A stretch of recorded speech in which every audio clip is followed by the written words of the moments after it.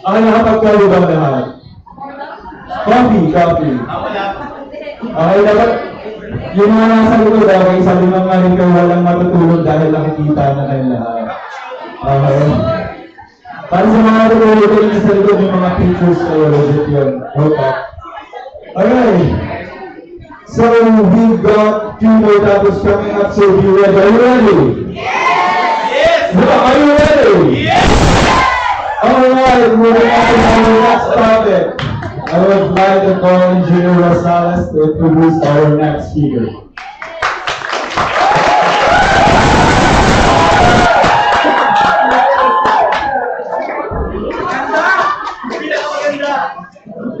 Hello. Hi.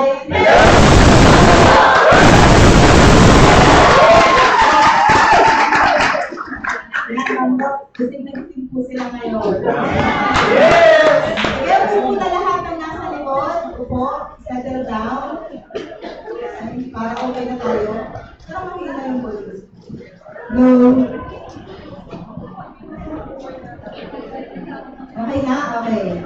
So, good afternoon everyone. Our next resource speaker is currently the Senior Science Research Specialist of DOST Advanced Science and Technology Institute, or DOST ASTI, under Computer Software Division, focused on blockchain technology. Ma'am Rox is a seasoned research professional from DOST Advanced Science and Technology Institute with a strong background in research and development, software engineering, and blockchain technology. She has demonstrated her expertise in a variety of fields and is committed to shaping the future of software applications and solutions. She earned her Bachelor of Science in Computer Science degree from the University of the Philippines, Los Baños, and her Master of Engineering in Electrical Engineering degree from the University of the Philippines, Diliman. Everyone, ladies and gentlemen, let us welcome Ma'am Roxanne Adelante to talk about innovating with blockchain, impact, opportunities, and challenges. Ma'am Rox, thank you very much.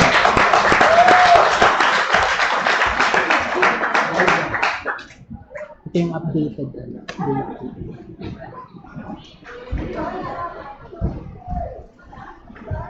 Good afternoon, everyone. Gising ba ang lahat?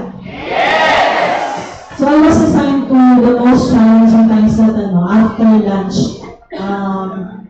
Combination ng nag-rice kayo, tapos malamig sa hall, tapos boring yung topic, medyo ko lang. So please bear with me, and I hope meron kayong mapulot na something and apply ninyo sa current research ninyo.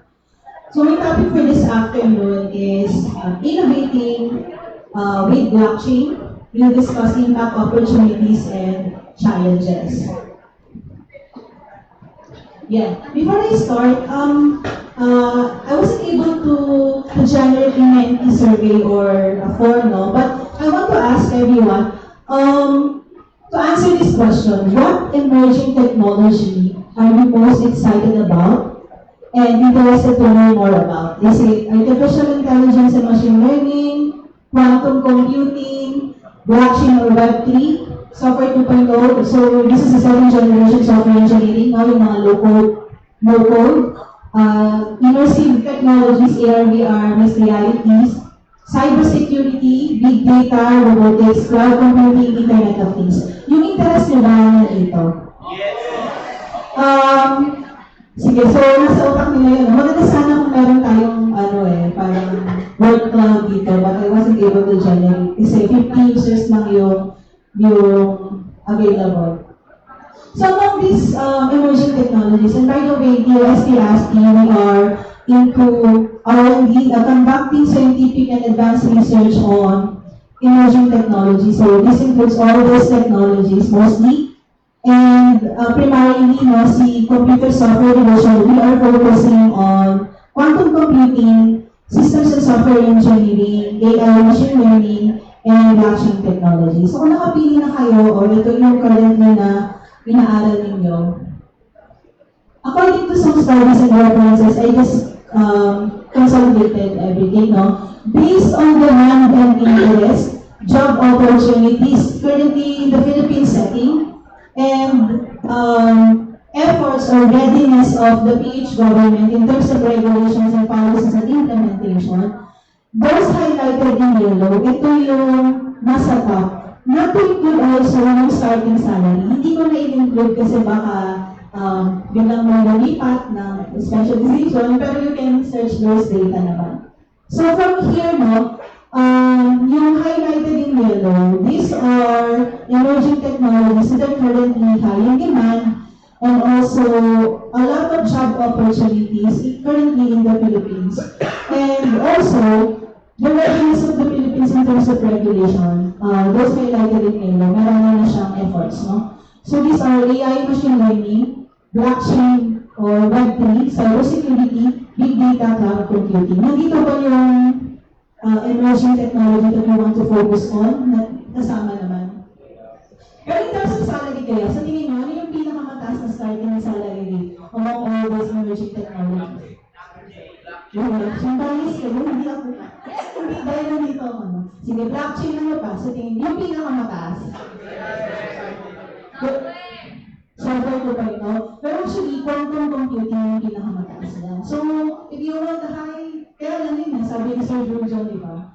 2016 siya graduate, and we want to focus on parang yun R&D on quantum computing, pero wala pang masyadong opportunities. Kasi nga, as you can see, no, yung demand and interest job opportunities available, and yung lalo na dun sa regulations, medyo mababa pa in terms of these data or parameters. Kasi nga, well, highly specialized din kasi, and it will require actually, siguro in terms of sa education, no, yung appreciation sa students, before natin talaga siya fully magamit. And also yung infrastructure niya. Yung blockchain is, I think, pang-apat or pang-lima. Alongside yung cybersecurity. Cybersecurity is encompassing to all disciplines na.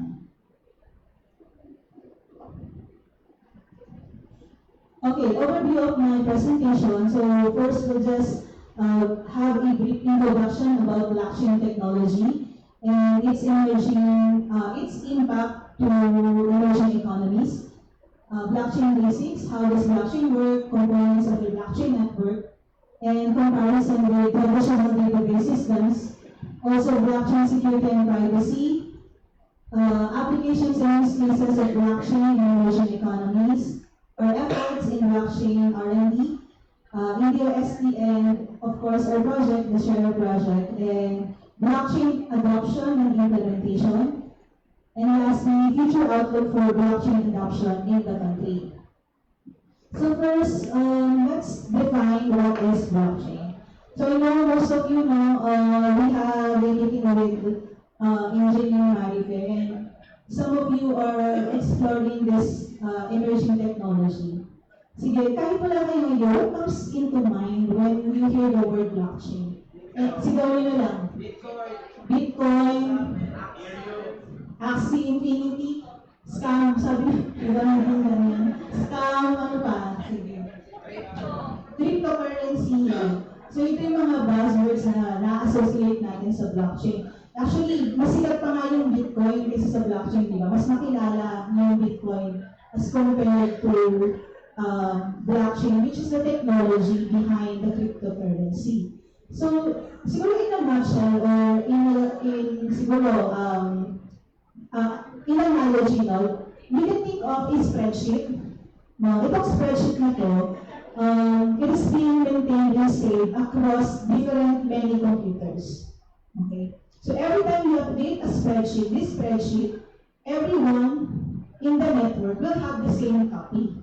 And everyone has the copy of the previous transaction. So alam nila na, okay, this is the current version of the spreadsheet. And across the network, or different computers across the network, will have the same copy of the ledger. So now, if a user or say a node, participating node, wants to edit that spreadsheet, ang mangyayari is, it will be propagated to the network, and tatanungin yung mga nodes, tama ba yung transaction na to? Is it valid before they will add it to the chain?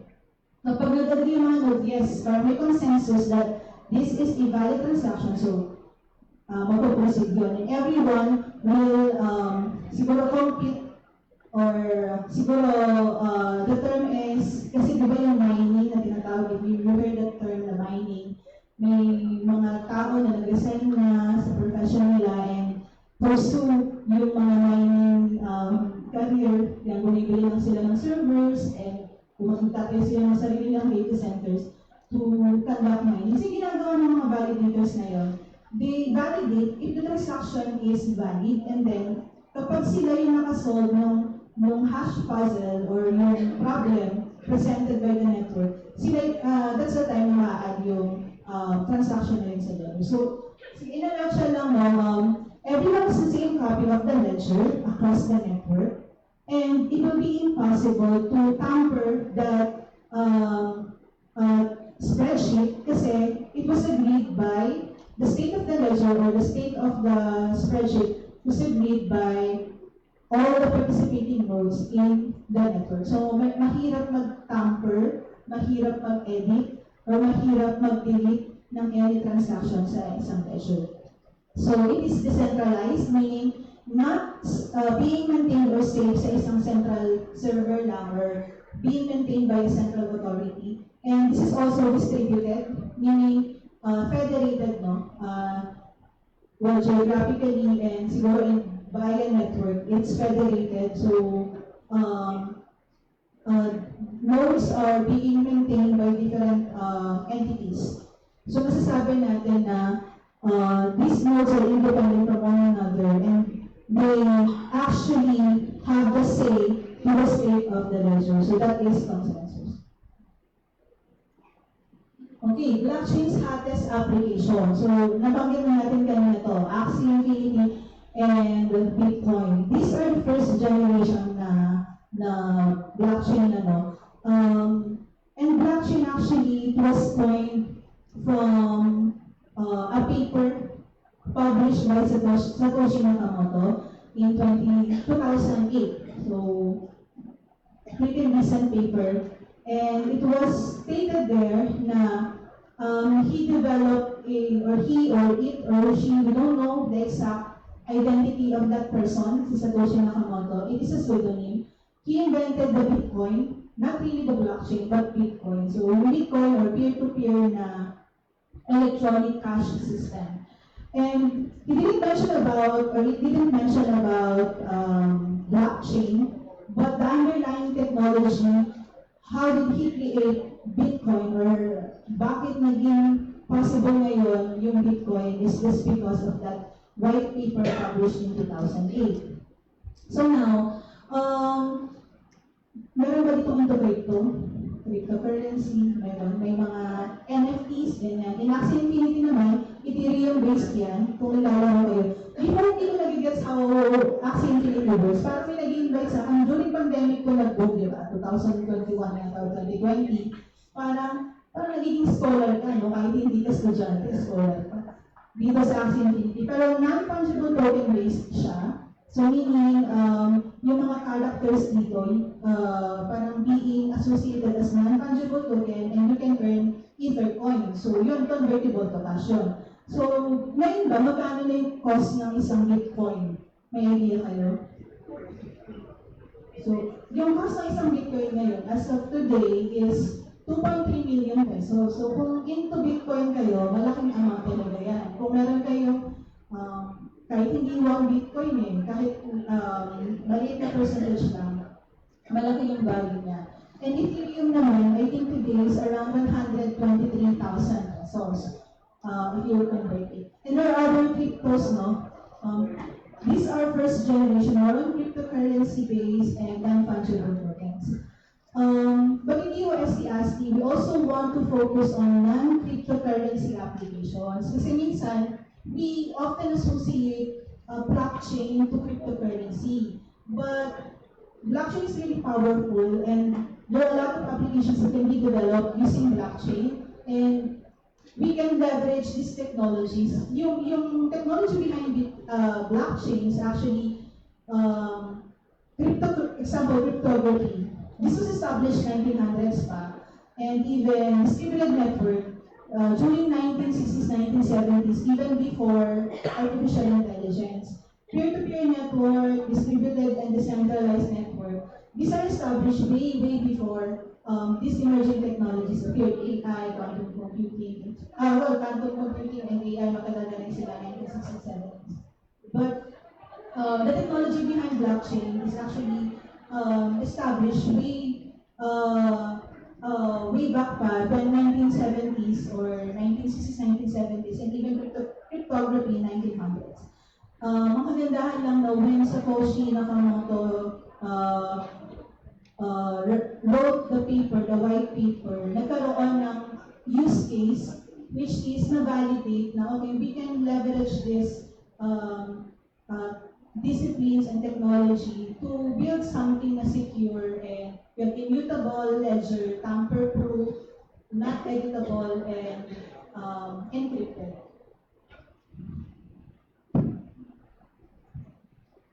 Okay, some use cases and real-life applications of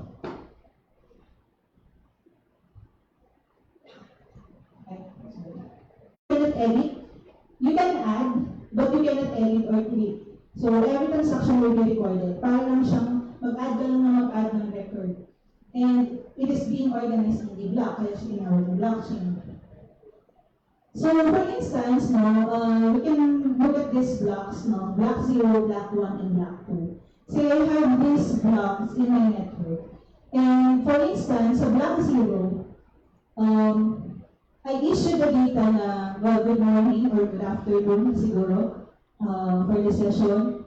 And then, this data will be encrypted inside this block. So sa loob ng block na yan, no, if you will dissect it, meron pa dyan Merkle tree. So when sa Merkle tree, parang it's a binary tree wherein everything will be encrypted up to the root or dun sa parent node. So meaning, marami siyang level of encryption. And si blockchain, no, depende dun sa network that you're using, ginagamit niya yung cryptographic hash function, usually yung SHA siya, 256, sometimes AES na encryption. So for instance, itong good morning na to will be stored in the block 0. And sa next block, no, since sabi natin append only siya, the hash of the previous block, which is good morning, will be stored also dun sa succeeding block. And another data will be appended like Polytechnic University of the Philippines. So yung data now is good morning, Polytechnic University of the Philippines. And this will be encrypted as well. And the hash of the previous block will also be saved sa succeeding block. So say, students and teachers. So good morning, Polytechnic University of the Philippines students and teachers. So the hash of the previous block will also be saved in sa succeeding block. So yung hash nito will be saved here, and then it will be hashed, and will be saved here again, and it will also be hashed. So parang yung level of encryption, habang lumalaki yung mahaba yung priority, and it ensures that all participants in all nodes in the network have consistent view or consistent state of the blockchain. Next is the distributed ledger. Blockchain is a distributed ledger or decentralized ledger. It's being maintained and updated in a decentralized manner in multiple nodes. So, na-mention din natin kanina yun. And that is related to the peer-to-peer network. And lastly, smart contract. So, these are self-executing contracts with agreement and directly written in the code. And this is automatically executed and enforced with predefined rules. So, kinocode din po yan, no? Ginagawa rin yan ng mga developers. So, we have different programming languages developed, no, to create smart contract like Solidity, Golang, and other programming languages. Medyo maliit lang yung text, no? I just want to highlight a comparison of traditional database systems with blockchain. I think most of you are easy. May computer science student or IT student here. Computer engineering, yes. I think most of you know, parang, well, in terms of software development life cycle, I think you have an idea how is software is being developed. And we are usually into, the traditional side, that we have the client side and the server side, and we develop some API to expose or access the data. So ganun lang, and data is being saved to a relational database or even no structured na type ng database. And the manner is centralized yung design natin, wherein the database are being, kunyari, when you have a database server, you have an app server or web server, but these are being maintained in same location, being accessed by authorized personnel, right? Yung differences sa blockchain in terms of data structure, yung traditional is you store data in tables or rows. Familiar kayo sa PostgreSQL, MySQL, or MariaDB. Sinisave niya lang yung data sa rows sa tables nila. Si blockchain, the records are being saved in a ledger. So, makita niyo yung ledger ngayon. It's like a file, pero well, depende kung ano yung design ng blockchain. If it's public, you can do. Actually, si Bitcoin, if you want to try to search for the ledger of Bitcoin, since public siya, and anonymous and pseudonymous naman yung mga accounts doon, you can view. So, mga keys lang yung makikita ninyo. It's like a ledger, parang file lang siya na continuously nag-add ng records. In terms of security, si blockchain, it implements cryptography to ensure yung authenticity and integrity ng data. Si traditional system, you can also implement cryptography. I think Yung difference lang is the manner of storage. Kasi minsan, di ba, si database server, it can be edited, it can be updated, you can delete. Yung meron tayong group, di ba, na rule, create, read, update, and delete. That can be implemented or executed sa mga relational databases. Sa blockchain, hindi natin siya pwedeng gawin. Append only siya and read only na database lang. So if you have transactions na gusto mong i-update, you have to add the transaction, i-verify nila kung, okay, valid transaction ba to? For instance, you're sending money to someone, you have 10 Bitcoin and you want to send 11 Bitcoin to someone. Based on the ledger, matatrace nila na, okay, you don't have enough Bitcoins to send 11 Bitcoins kasi na 10 lang yung sa'yo. Yung nangyayari pag traditional, you will just update or you can edit yung row depending on how the program or siguro yung system was implemented. And scalability, so ito siguro yung isa sa mga challenges pagdating sa blockchain o scalability, mas mahirap scale up kasi very dependent siya sa infrastructure. If you want to scale up blockchain network, that will require additional computing power and you need to add resources talaga. Unlike sa traditional system, mas madali siyang scale up, it can handle large amount of data and transaction. Consensus mechanism, blockchain is using different types of consensus mechanism to validate the data being stored in the chain. Si traditional system, centralized siya, controlled by a single authority or entity. Transparency, sa blockchain, all participants in the network can view the transaction. So yun yung kagandahan, transparent siya. You can view the transaction, you can verify kung may, kung valid ba or may anomaly. Or if you want to have audit trail, for instance, makikita mo agad since available naman siya. Currently sa amin sa ASCII, we're also developing a project. Later on, I'll discuss no. We have this explorer that we will open the ledger to anyone. Siyempre, na-included lang doon sa application. No?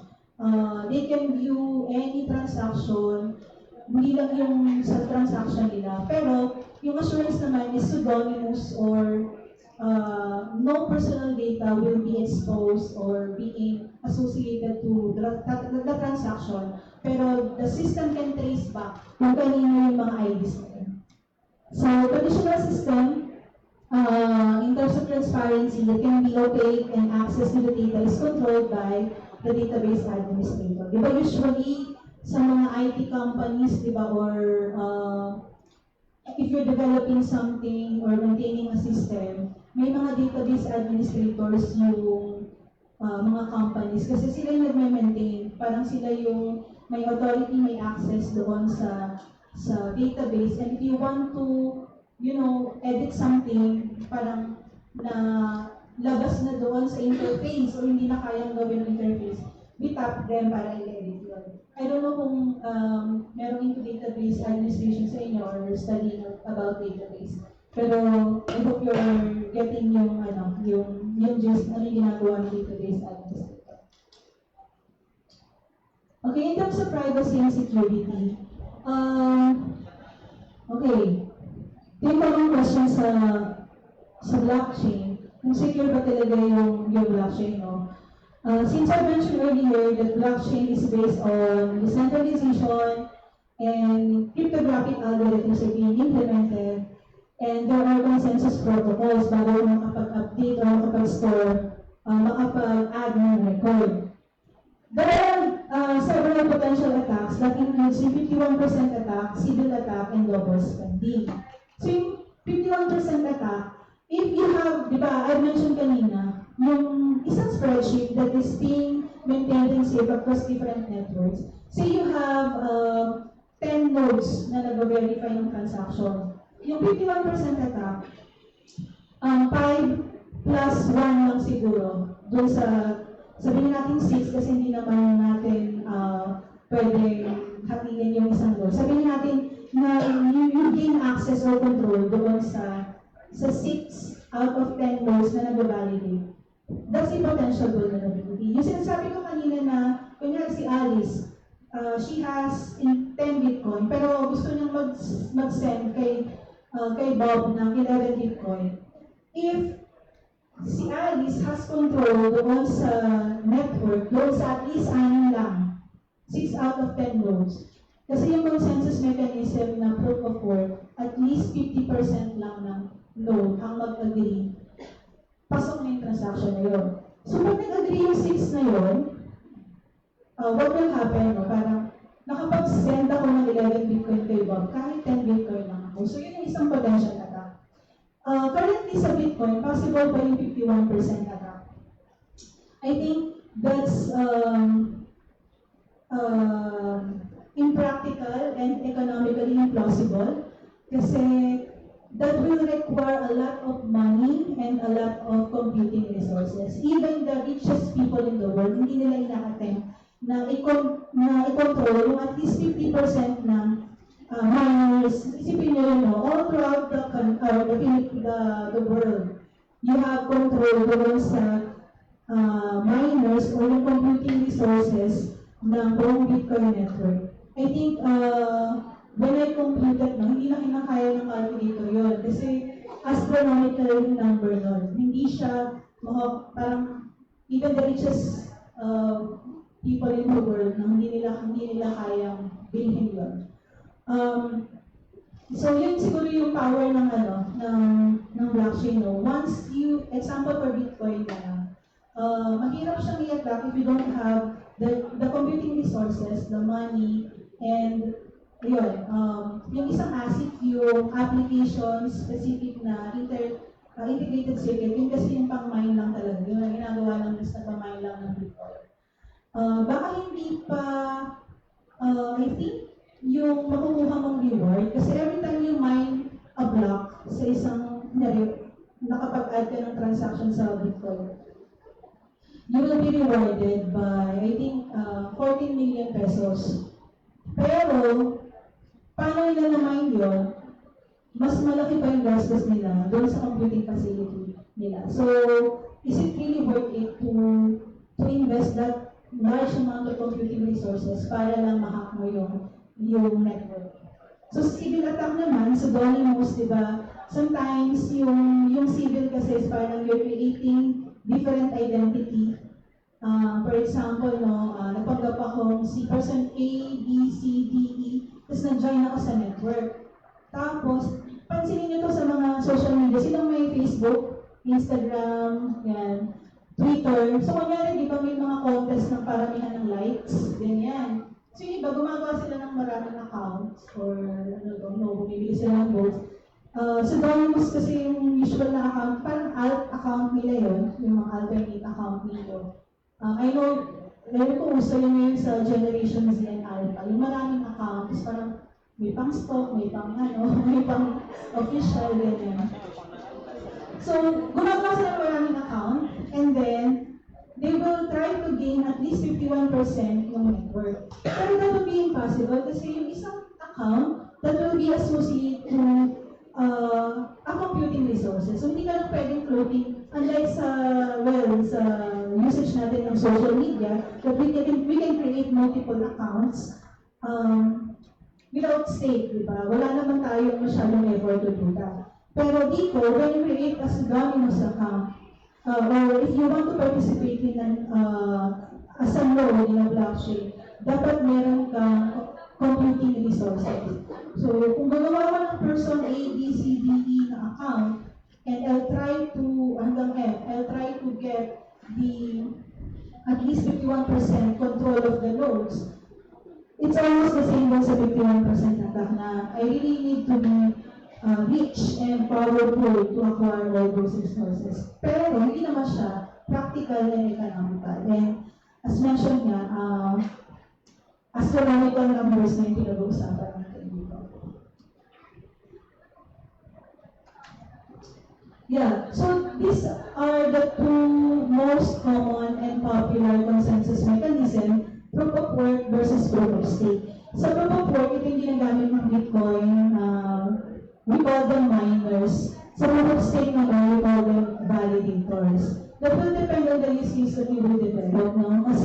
sa iba't ibang blockchain platform, may iba't ibang consensus mechanism na ginagamit. For asking whether using yung practical Byzantine fault tolerance that is actually being implemented sa Hyperledger fabric na blockchain platform. Pero for instance, in proof of work, ito yung common eh. Proof of work, parang there's a puzzle or complex hash puzzle na paglalaban-laban ng mga miners, they will compete to compute the computationally complex na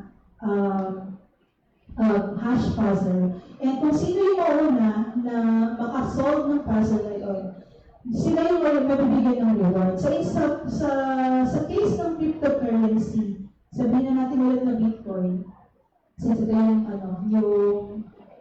popular.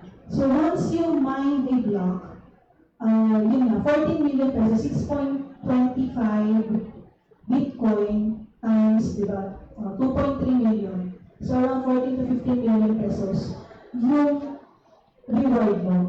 So, yung ginagawa ng miners, they are essential in a consensus mechanism protocol kasi they are not just for the reward, kasi sila yung nag-validate if the transaction is not fraudulent and valid. So, sila yung nagsasabi na, yes, this is a valid transaction, then I will compute for the hash puzzle para makuha ko yung reward. So, additional na lang yung pagkuha ng reward, but they validate the current state and updated state of the ledger. Sa proof of stake naman, so ano yung trade-off naman kapag sumali ka as miner? Dapat malaki yung computing resource mo, meron kang ASIC, yung application-specific na integrated circuit pang mine, o meron kang data center to do that. Yung iba parang nag-i-invest lang sila dun sa mga tower type ng mga computers. May mga kakilala rin talaga ako na nag-i-invest sila for mining. So parang nag-run lang may passive income for them. Sa proof of stake naman, ang difference niya, something is at stake. So example, you have 10 bitcoins and you want to be part of the validator and I also want to win something, a reward, gusto na magka-reward. 51% lang yung bitcoin na kailangan ng stake. So kung ikaw ba, yung 6 bitcoin mo, which is amounting to almost 14 million, parang will you put that at stake para lang sa isang fraudulent transaction? So hindi, di ba? So yung idea ng proof of stake is you will parang ipupusta ko yung 6 bitcoin ko para sa transaction na to. So yun, kung sino may pinakamalaking at stake, yung iba sobrang laki ng pusta nila or yung something at stake, which is usually in the form of cryptocurrency. Just to say that the transaction is valid. So, hindi ka magbibigay ng ganung malaking stake if hindi ka sure kung valid yung transaction. So, ganun nag-work yung consensus mechanism. There are other consensus mechanisms, proof of authority, practical Byzantine fault tolerance, proof of identity, etc. Yeah, as I mentioned earlier, blockchains are pseudonymous, so no personal data being associated with transactions.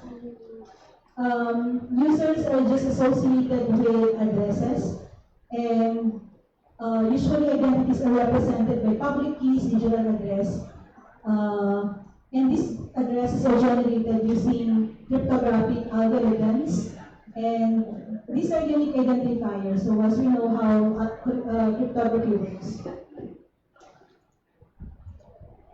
So some key considerations for ensuring security and privacy in blockchain implementation. First is access control.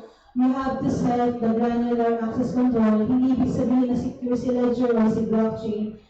Siguro on the application level, we have to really also consider the access control, who has the access to the application or to the network.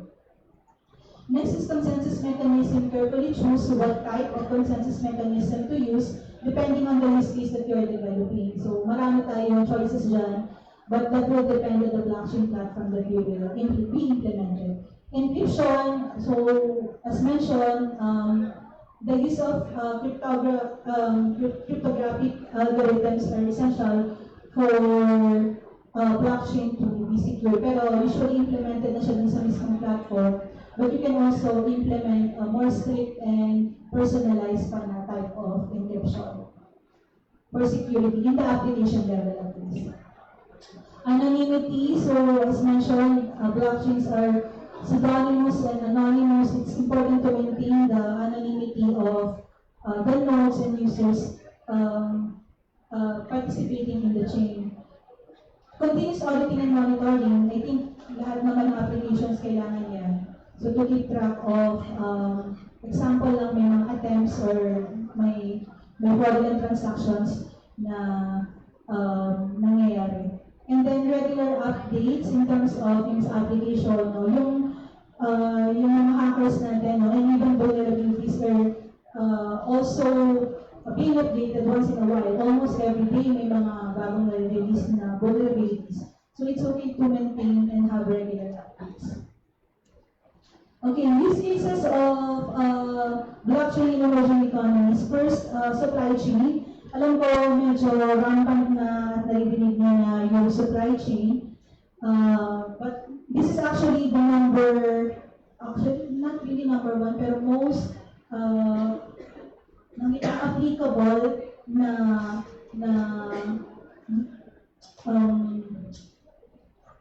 use case of blockchain in terms of some logistics and transport system. So we can help to track movement of goods and products from point of origin. If you want to trace yung example ng isang commodity, coffee, if you want to trace yung origin ng isang commodity to the end consumer, so blockchain can be really helpful, and this can reduce fraud, corruption, inefficiencies in supply chain. Next is a healthcare system, so it can help create a secure and decentralized electronic medical record system that can be accessed by healthcare providers and patients from anywhere, and this can help to improve the quality of healthcare and reduce medical errors. Digital identity verification, I think ito rin yung ginagamit namin sa ASCII. So blockchain can be used to provide a secure and centralized identity management system in emerging economies, such as in emerging economies. So I think ginagamit na rin ito sa developing countries and first world countries. And this can help to reduce identity theft and provide access to essential services like healthcare, education, and ayun, example ng isang nakikita namin potential use case is the national ID system. If we're able to convert it to digital identity system using blockchain, yung transactions kasi sa government can be interoperable. Medyo malayo po siya suntok sa buwan kasi yung interoperability ng word, it's really it will rely on the current state of our regulation and infrastructure as well, and also yung readiness or expertise ng mga tao. But we can start siguro with yung mga identity systems sa school, sa university. If you're thinking of a use case or what to develop using blockchain. For government services, ito maraming use cases na to. It can help to improve the efficiency and transparency of government services in the Philippines, and by using blockchain-based solutions, government can provide secure and transparent access to essential services, example, voting, land registration, and public services. Okay, last but not least, there are other blockchain applications that can be used. You can use blockchain for credentials verification and authorization. So for instance, I think, familiar kayo sa Recto, alam natin yun. Lahat ng uri ng dokumento pwedeng gawin sa Recto as if parang totoo. ID, diploma. So kung naka-blockchain yan, there's no way that can be siguro mag-verify natin kung valid yung document o hindi.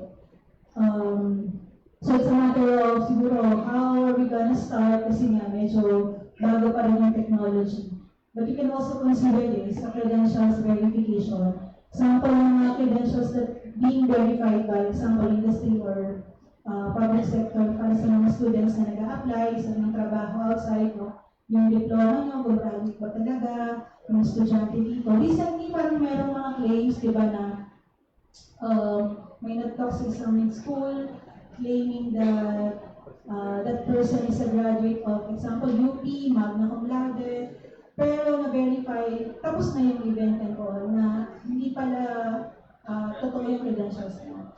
So, yun, dahil manual arbitration and no means to verify yung identity ng tao. Yun, this can be used for credentials verification, not just in education, academia, but also in other sectors. So, let's go to the efforts of the OST in blockchain R&D and also our project, the Share project. We started this blockchain training program last 2022, and we capacitated at least 70 DOST personnel, and with the help of our consultant, from Science Philippines and PayTaka, sila Dr. Tagana from UP Pacloban. So our efforts in capacitating or building the expertise of the government. No, we have training programs in place. There are also several calls for proposal. If you're interested or looking for funding, I think for students, I think you can propose some Cradle, pero you need an industry partner. Pero there are, I think on behalf of PUP, example, university, may mga natatap ng, ng funding from Fisher. I think Caraga State University, no, nag-express sila ng intention to tap possible funding under the OST. So you can explore and search na kung may call to proposal. This March 2023, if you're interested really in pursuing blockchain R&D, and you don't have money and you need help and resources, so you can check out your website ng UST for call to proposal, for proposal under blockchain program. So also in ASCII, we're developing Share project. This project was actually launched started this, I think around May 2023, this year. So the project actually aims to decentralize the privacy of the users by developing data sharing scheme for applications and services to protect personal and registry data using blockchain technology. And SHARE stands for Self-Sovereign Identity Empowerment, Reinventing Rights and Attributes. This is one of the most common applications of blockchain, yung self-sovereign identity. As I mentioned kanina, yung digital identity, credentials verification. This will also encompass with the SSI type of application. So what we're doing is, we want to address the privacy concerns and data ownership. So for instance, when you sign up for social media sites, you give away your information, your name, your birthday, even yung location nyo, nag-ano pa tayo minsan doon na, what do you call this, yung check-in, nag-check-in kayo kung saan kayo, yung traceability kung saan kayo nagpunta, and all. We give those data to these platforms, you don't know kung saan nila ginagamit yun. Sometimes, pag nag-browse kayo ng isang ad and then makikita nyo sa iba't ibang applications, pare-pareho na rin nakikita nyo. So parang, we don't know yung data natin kung saan ginagamit. If you would read the Google policy, no, you have to check yung mga end-user license agreement. Kailangan nyo rin siyang basahin. I think 10 out of 20 applications that we are using in our phones based on some study. I forgot to include in the presentation, I forgot the title of the author. They actually use our data for personalized services. So we don't know kung saan ginagamit yung data nyo. So what we're trying to address with our project is to have fine-grained access control, the data subject, which is you, the data owner, will have fine-grained access control. So these are our teams and partners. Currently, we are in partnership with with a private sector din, si Tuwala, developing digital signing and digital ID using Ethereum. And ito yung share the team. So this is our team. We're also open for internship program. No? Yun yung nilook forward din namin sa partnership with PUP. We're open for internship and mentoring kasi currently bago lang yung technology, still emerging, marami pang pwedeng gawin.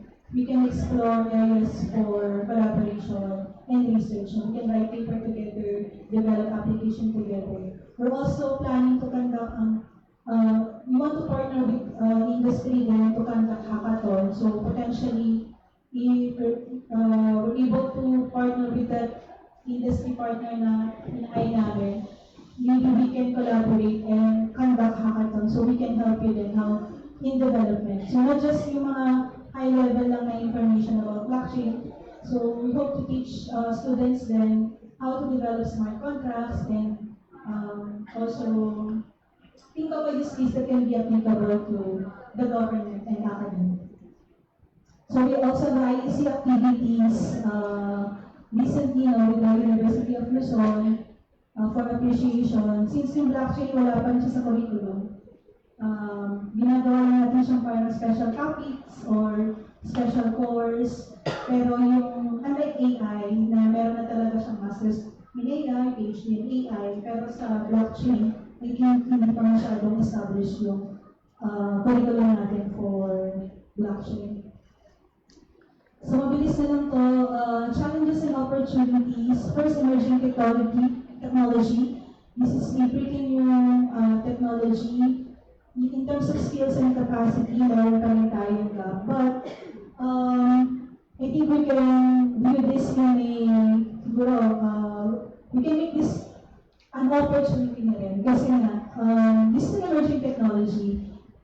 In terms of DeFi, nakita na kayo na decentralized finance or anything related to cryptocurrency application. Pero in terms of really a solid application of blockchain in the country, minimal pa lang yan. And usually, private sector yung ina-outsourcing sa mga private sector. So it's okay na as early as now, no, may appreciation tayo din sa technology at the same time. We have vision on what to develop or use cases that we can work on na pwedeng magamit ng academia ng public sector. Skills gap, currently, no, marami pa rin nag-offer ng blockchain. Probably dahil wala pa rin skill set or kulang pa rin talaga ng capacity. And marami na rin namang NGOs and private companies offering trainings and even hackathons and all. But efforts from the government, at least we are having training programs and we hope to cascade yung capacity din sa academies and other public sector. And last is yung regulatory uncertainty, yung support, and even the roadmap, the regulation. I think wala pa tayong solid na roadmap on blockchain, and even the regulations in place, wala pa rin masyado. It's just usually being discussed by DTI, the ICT, the OSC, and other MEDA, and other concerned agencies. Opportunities, high demand, as mentioned earlier, in terms of interest, demand, job opportunities, and even salary rate, mataas naman yung demand. So we encourage everyone na explore yung discipline ng blockchain. Innovation and disruption, definitely in terms of being innovative and want to develop something new, you want to add something to the body of knowledge and develop something that will really have an impact. So you can also consider blockchain. Versatility and diverse application. So from blockchain 1.0 up to blockchain 2.0, There are a lot of transactions that we can automate using blockchain. However, hindi po lahat ng use cases na naiisip natin ay kailangan natin i-blockchain. We have to check if the problem that we're thinking is really solvable using blockchain. Kasi baka, parang ano yung sa AI napansin ko sa AI, nung boom ng AI or yung era na nagsimula talaga siya. Lahat ng AI, lahat possible, hinahanapan ng possible angle para implement natin ang AI. But for blockchain, we have to answer these questions before we really consider developing applications using blockchain. If the data is interlinked with ownership and custody involving multiple parties with different interests or incentives, if data needs to be protected from tampering by dishonest, malicious parties, if tampering of data is proven to be costly or poses serious risk to the organization, if such tampering cannot be addressed sufficiently by a non-blockchain-based solutions. That's why, pansinin nyo more on decentralized finance, cryptocurrency, parang more on finance yung yung applications na rampant for blockchain. Because well, it imposes serious risk, ito yung marami, parang mostly hinahack lagi yung mga, di ba, bank accounts ninyo and all. So, but that's another example. Pero if you're thinking of developing application using blockchain, you may want to consider this litmus parameters before implementing the technology. So siguro, this is my last slide, I think. Mga considerations lang if you're thinking of pursuing further research on blockchain and other emerging technology. For smart contracts and automation, we can implement artificial intelligence in generating smart contracts. Blockchain and Internet of Things. I think this will be relevant in logistics and transport systems. Now, if you want to trace particular goods, kung nasaan na siya, usually mga container type yun, yung mga pang supply chain management. We can implement blockchain and IoT. I think may nakausap kami ng isang company na logistics company siya. Yung mga boxes na nakikita niyo sa mga mall, like sa Landers or sa supermarket, no? IoT-based na yun, may natatrack niya yun. Pero hindi pa siya blockchainized or hindi pa siya naka-blockchain. Pero the idea of Internet of Things, and if you record or siguro implement blockchain. And also, quantum secured smart contracts, medyo bago pa lang yung quantum computing is mentioned by Junjon. But you can also explore this in the future if you have interest. And privacy preserving AI, and also physical internet, I think more on logistics than on transport system. If you want to, for instance, yung idea ng physical internet is you're trying to limit the digital internet. And yung concepts and protocols ng digital internet will be implemented physically. And the movements of goods versus the movement of packets in the digital internet, dito naman sa physical internet, we can implement blockchain for traceability, just like sa blockchain and Internet of Things. Medyo maliit lang, no? Pero yung milestones natin in terms of innovation roadmap, may mga initiatives naman, may budget, though it's in red, meaning not yet implemented, pero may budget. I think they're looking to parang 100 million na target. Kasama yung blockchain dito. Medyo maliit lang. So may mga calls for proposal tayo and you can submit your interest to EOS kapag may available ng funding for universities. So I think that's all for my presentation. Medyo heavy lang, no? Medyo mahaba. But if you have interest and if you want to collaborate with us and discuss in detail yung use cases that you're planning to develop, you can contact us through these details, info@askinthetlc.com.ph. Thank you.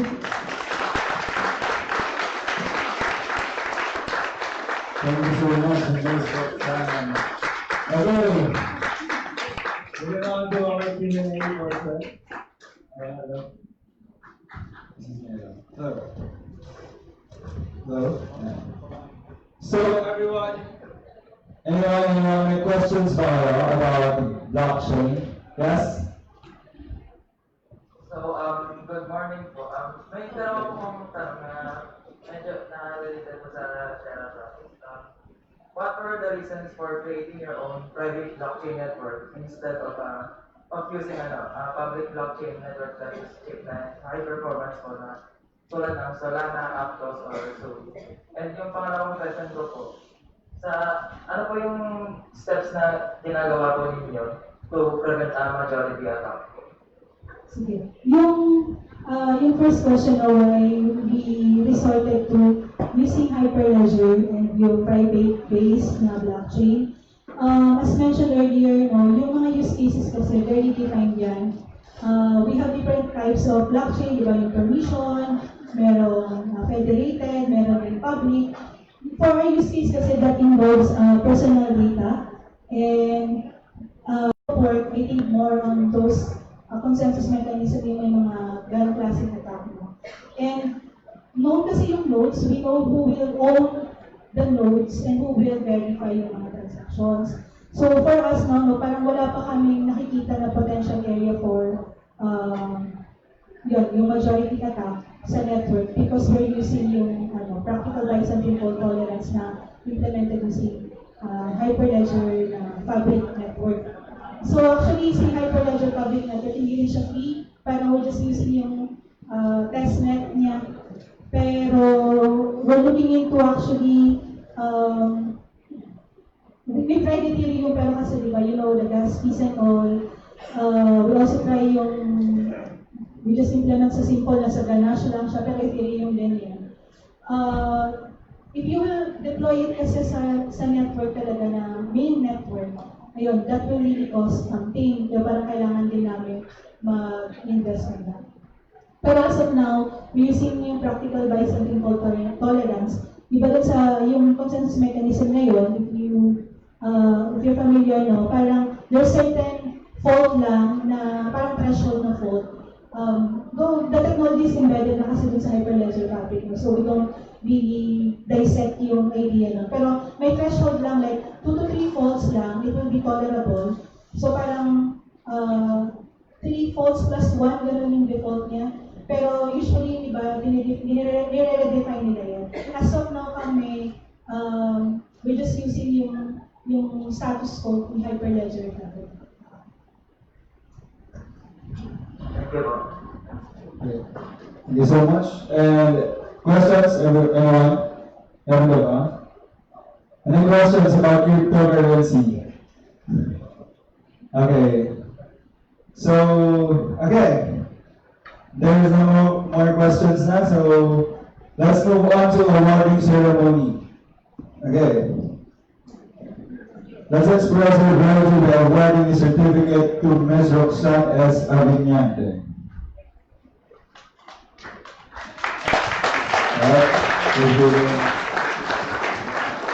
Okay. This certificate of appreciation is hereby given to Ms. Roxanne S. Aviñante, BUSD ASCII, in grateful acknowledgement of her engagement and insightful academic contribution as a research speaker, imparting unparalleled knowledge and experience on exploring disruptive innovations, the impact of emerging technologies during the PUP Futures Thinking Forum held on December 5, 2023 at the Wagang Bonifacio Ninoy Aquino Library and Learning Resources Center, PUP Santa Mesa, Manila. Given this 5th day of December 2023 at the PUP Santa Mesa, Manila, Philippines.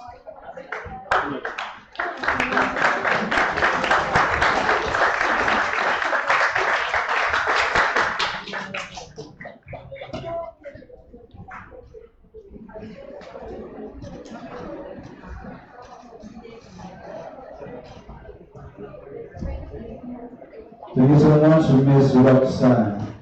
Okay. Reminder everyone, sabi niyo kanina, gising sa mga natutulog, okay? Kasi nakikita kayo mga, alright, before, ayan, tingnan niya, sabi niya, kalabitin ako natutulog, ha? Baka so yan, nangyari yun, Alright, so now let's dive into the talk of our next speaker. Okay, I would like to call Dr. De Luna to introduce our next speaker.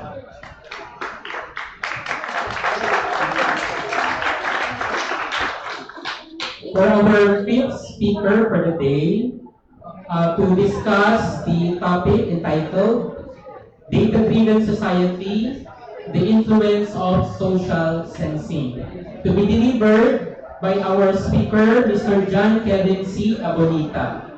Sir John is a science research specialist too in the Department of Science and Technology, Advanced Science and Technology Institute, under the Computer Software Division Systems Engineering. Sir Kevin is a dedicated science researcher in information and communication technology who excels as a software quality assurance professional and harbors a deep passion for UI UX design. With an information technology degree and over 6 years of hands-on experience, Sir Kevin has made significant contributions to numerous government projects, showcasing his expertise in both research and practical application. Ladies and gentlemen, our speaker, Mr. John Kevin C. Abonita.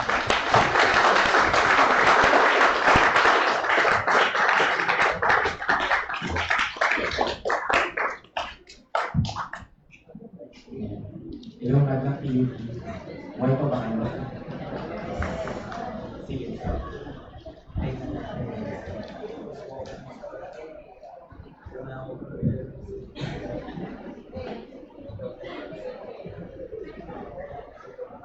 Ayan.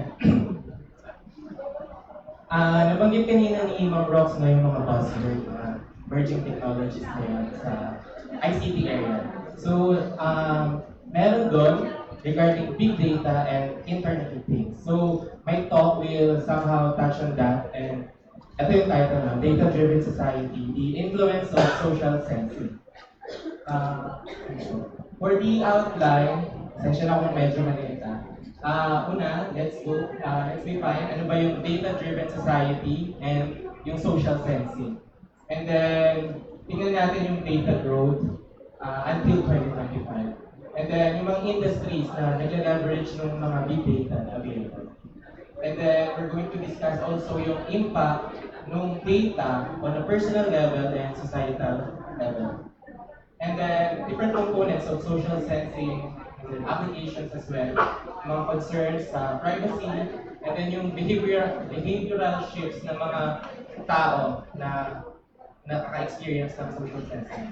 And then yung mga ethical considerations. And also, introduce ko din yung couple of projects na somehow nagtatouch sa Internet of Things considerations. So, and to define data-driven society, it is a socio-economic and cultural framework where the pervasive and fundamental role of data influences and shapes various aspects of our contemporary life. So basically, yung data, hindi lang siya output dito, no? So yung data, yung nagde-drive para makapag-deploy tayo ng different innovations, mga different decision makings, and ma-understand yung different individuals or organization as a whole. Yung social sensing naman, multidisciplinary approach siya, which involves yung systematic collection, analysis, and interpretation of data from various sources, including yung sensors or yung social media, and then other digital platforms. Next one. So, according to International Data Corporation, by the end of 2025, there will be an estimated 175 zettabytes ng data. So, zettabytes, new word ba? So, 1 zettabytes is equals to 1 billion terabytes. Sobrang laki nun kung iisipin, no? So, paano ba natin na-utilize yung mga ganong data? So, yung data na yon, hindi lang yun specific sa isang data. Pwede yung sa productivity, related data, entertainment, text or entertainment media mainstream, as well as yung mga non-entertainment na image or videos. Next one. So, ito yung mga industries na nag-leverage ng mga big data na yun. Nag-list lang ako ng 5, pero technically, hindi lang ito yun. Ito yung at least siguro yung nasa top. Una yung healthcare. Ginagamit nila yung mga big data for patient diagnosis, treatment, planning, and yung personalized medicine. For finance and banking, ginagamit naman nila yon para ma-assess yung mga risk, fraud detection, and other customer segmentation na related sa personal banking. For retail and e-commerce, ina-analyze nila yung behavior ng customer, kung ano yung binibili mo, ano yung madalas mong bilhin, saan ka madalas bumili. So, doon nila yung ginagamit para makapag-promote sila ng mga ads sa'yo personally. For telecommunications naman, network optimizations, predictive maintenance, and quality of service. And then as well as sa education, ginagamit din yung social sensing or yung pag-leverage ng data. Ito naman, yung impact ng data kapag gagawa na tayo ng decision or sa decision making.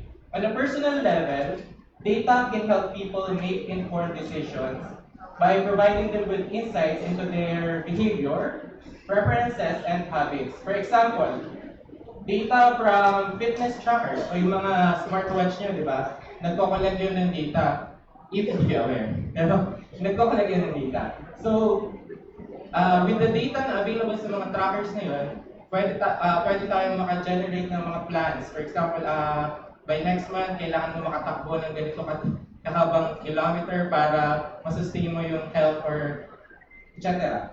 On a society level naman, data can be used to inform policy decisions and improve public services. So, nagtatouch up na to sa government sectors, mostly. So, for instance, data, sa mga crime rates, may mga countries na gumagamit ng big data in analysis ng mga crime rates sa isang community. So, social sensing as a whole can be a field of research that involves collecting and analyzing data from various sensors to understand human behavior. May tatlong may tatlong fundamental component yung social sensing. Una yung sensors. This one cannot just be physical sensors, yung mga alam siguro natin, yung luminance sensor, temperature sensors, or the like. It can also be yung mga wearable sensors, and yung mga social media platforms can be a form of sensor na din. And then, the next one is data collection. So, kapag may mga sensors tayo, syempre, kailangan natin makuha yung mga data from that. Doon papasok yung data collections. Through the social media, the mobile apps and devices, and as well as Internet of Things. And then, once may enough data na tayo, doon na tayo pwedeng mag-data analysis. Mag-a-apply tayo ng different algorithms or pwede ding real-time processing. Doon na papasok yung mga models related to machine learning or any AI-related na applications. And then, visualizations, syempre. So, importante na yung na-analyze nating data, madali siyang maintindihan ng end user. So, doon tayo papasok yung visualization ng mga data. So, this one naman, different applications ng social sensing into different domains or area. Una, pwede natin gamitin siya in urban planning. So, dito papasok yung mga smart cities and yung ganun. For mga urban planners, kinokollect nila yung real-time data para sa traffic or sa public transportation usage. And then, pwede din siya sa DRRM. If available, syempre yung internet, during a disaster, much better, no? So doon tayo makakakuha ng real-time data talaga para makapag-generate tayo ng possible na response plan, evacuation plan, or kung ano man na kailangan para makatulong sa public. And then, yun, yung nabanggit ko kanina, public health monitoring. And then, ito siguro yung pinakamalaki, social media analytics. Ginagamitan ng mga malalaking company, yung data. Next one, yan, for environmental monitoring. Ginagamit to para makapag-collect. For example, sa flood, kung during rain, kailan ba, or nasa anong level na yung taas ng ilog, and then para makapag-formulate din ng plans to proceed. And then, yun, sa traffic and transportation, sa smart cities and IoT, nabanggit ko din, and also yung crime prevention and public safety. So, ito yung mga concerns na madalas nating naririnig kapag aware tayo na may kinokollect na data from us. Una, yung data collection and surveillance. Since alam natin na nagko-collect ng malaking data, iisipin natin na parang sinusurvey tayo ng it's either the government or ng someone na nagko-collect ng data. So, it poses a risk or privacy concern sa atin, di ba? And then, isang privacy concern din is yung informed consent. Hindi tayo, sometimes may mga data or may mga nagko-collect ng data na hindi fully dinidisclose kung para saan yung data na yun. So, hindi fully informed yung isang user or yung isang individual kung saan gagamitin yung data na yun. So, mas maganda if may full consent from the individual. And then yung anonymization and de-identification. Sometimes, even though big data yun, iisipin mo, hindi naman ako makikilala dyan kasi sobrang daming data from sobrang daming tao, no? Pero, possible na nagpo-post din siya ng risk kasi possible na even though na anonymize siya, may way, there can be a way na ma-trace back yun sa'yo. And then, third-party data sharing. Ito ata yung medyo nag-boom, siguro 2018 or 2019 dahil kay Facebook. So, parang nagkaroon ng isang app and then share nila. I'll try to discuss this later. So, third-party data sharing. And then, algorithm and bias, social media, privacy settings, data security and breaches. So, dapat yung mga databases natin or kung saan man natin i-store yung data na nakakollect natin, it should be secured para merong parang kampante naman yung someone na pinaghingian nyo ng data. And then, yung government surveillance na. Ethical use of data. So, since di natin alam kung saan yung ginagamit yung data, especially if na-share na siya sa nagpasa-pasa na yung data. No? So, mas maganda if nasa ethical side pa yung paggamit natin. And then yung user control and transparency. Dapat, as a user, alam mo kung ano yung mga share mo and transparent yung nagko-collect ng data rin kung saan yung gagamit. Next, ito yung nabanggit ko sa third-party data sharing. Ito yung isang real-life example na privacy concern. No? Si Facebook, circa 2008-2009 probably. Parang meron sila, or technically hindi si Facebook, pero sila yung na-exploit. Si Cambridge Analytica, may isang app sila na pinapagamit, and then connected yun sa Facebook. And then lahat ng data na inallow ni Facebook makuha ni Cambridge Analytica is nagamit during the election sa US, si Trump. Diba? Nasa mainstream media ata to that time, yung pinatatawag si Mark. First thing is kami, di ba?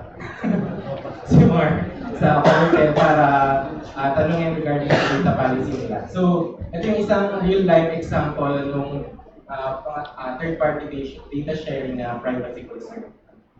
Next one, yung mga behavioral shift naman kapag alam natin na may social sensing na nangyayari. Ito yung Hawthorne effect, meaning minomodify yung tao kapag alam nila na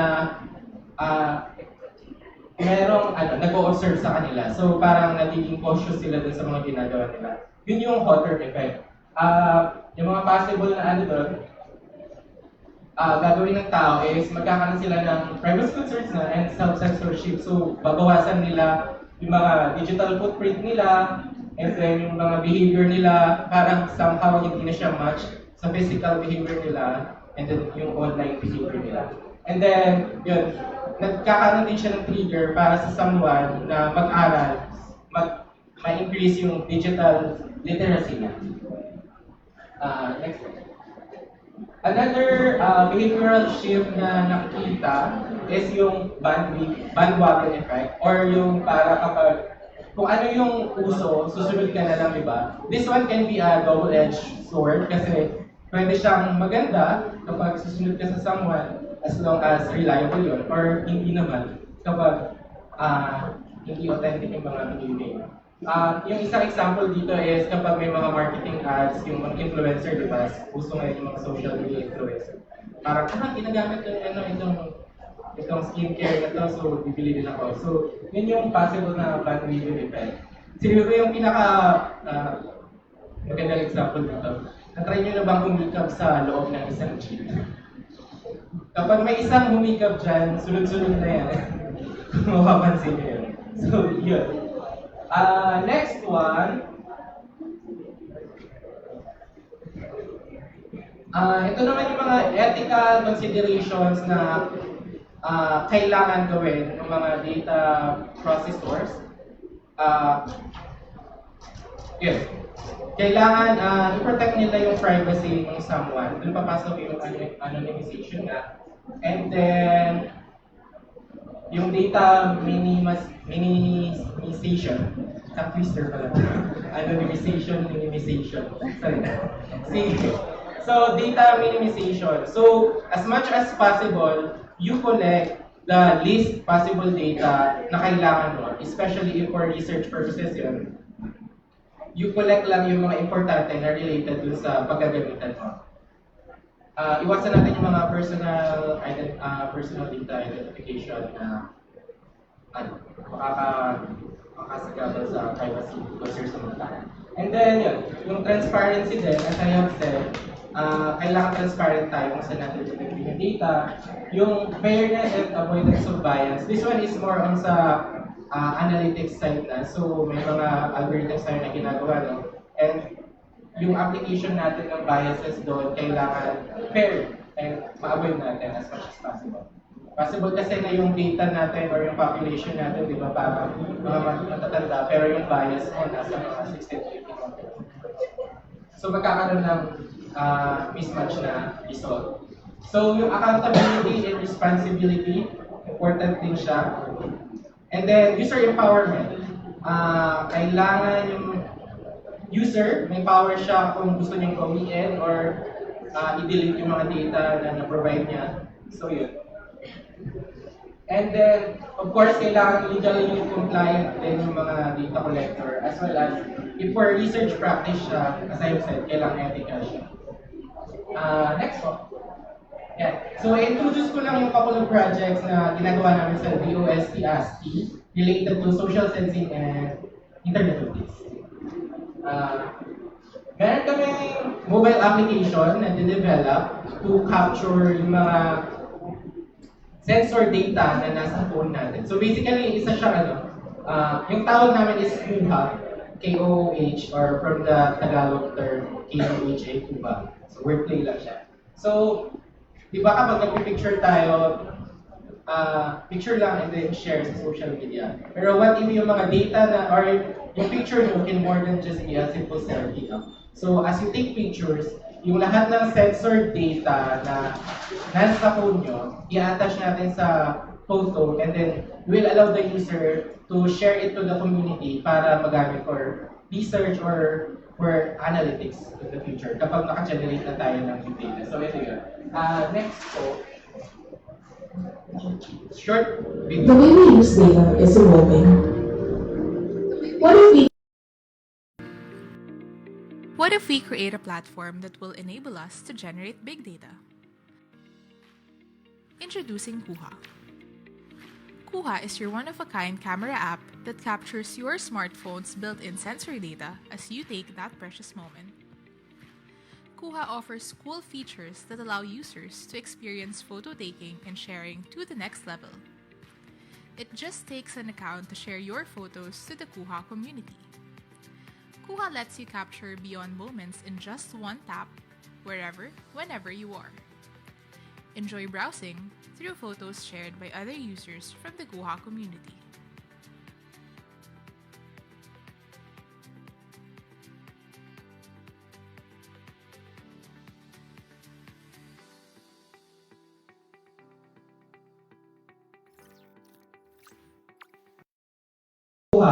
We generate data and also we empower the citizens na makakapag-contribute and then nakaka-form tayo ng community ng citizen scientists. And also out of that data, we can generate insights and new applications. Next one. So what Kuha captures? Ito yung mga list ng mga sensor data na na-attach sa photo nyo as you take a picture. Meron tayong luminance, magnetic field, yung battery level, pressure, acceleration, mobile network, temperature, and Wi-Fi network as well. And then next, we also have the Gulay project. Somehow this is a small scale. Hindi siya technically pang public talaga. It is an AI and IoT assisted small scale plant growing system. Next, and then inaalaw natin yung students na magtanim dun sa box na yun and then makonfigure yung settings through a web app and a mobile app. Next. Ayan. Yung dalawang components na Gulay is, yun pala, Gulay yung tawag namin. Wordplay din siya dun sa Gulay na word, Tagalog word. Gul, para dun sa Gulay side, and then nasa AI side namin KL. So yun, yung web application namin, kung saan doon mo i-configure lahat ng temperatures, mga sensors, and actuators na meron dun sa box, and then yung platform. Ito yung box. Platform yung tawag namin. Wordplay din siya. Hindi kami maglaro sa words. Pero hindi sa pag-picture. Platform. So, basically parang platform siya, pero platform yung tawag namin. So, ito yung pinaka-box na talaga. Next po, ito na yung video. Saan? Ito na talaga.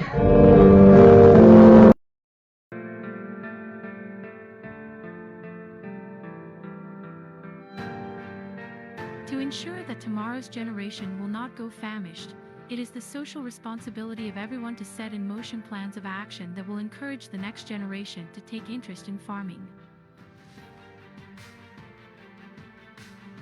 The Gulay project is envisioned to contribute to solving the growing lack of interest among the Filipino youth in agriculture, which may have long-term effects on food security in the country. The project's primary goal is to encourage the Filipino youth to consider pursuing areas of study and research, and eventually career paths, that would lead to the fusion of information and communications technology and agriculture. Through innovation in this fusion, we will be able to ensure food security for our future generations. The Gulay system is designed to showcase the application of Internet of Things technologies to plant growing through remote and automated operation of the Gulay platform.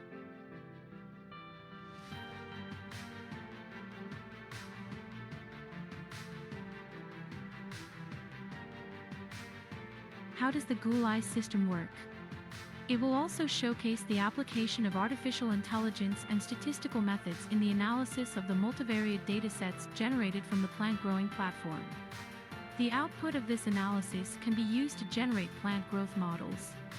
By conducting experiments using the platform, users will be able to identify ideal plant growing conditions for specific plants.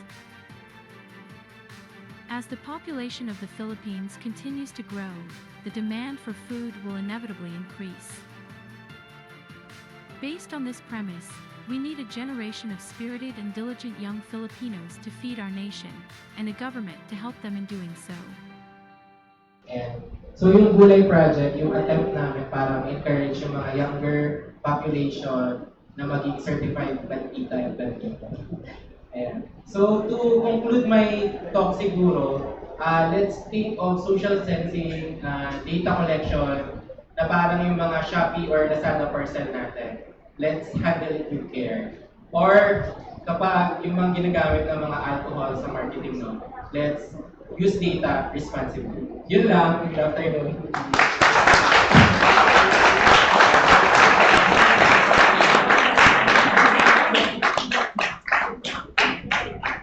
Alright, thank you so much, Sir John Calvin Siabonita. So moving on sa ating question and answers portion. Anyone, if you have some question about sa gulay, sa any questions, guys? No more questions? Nasa pa lang.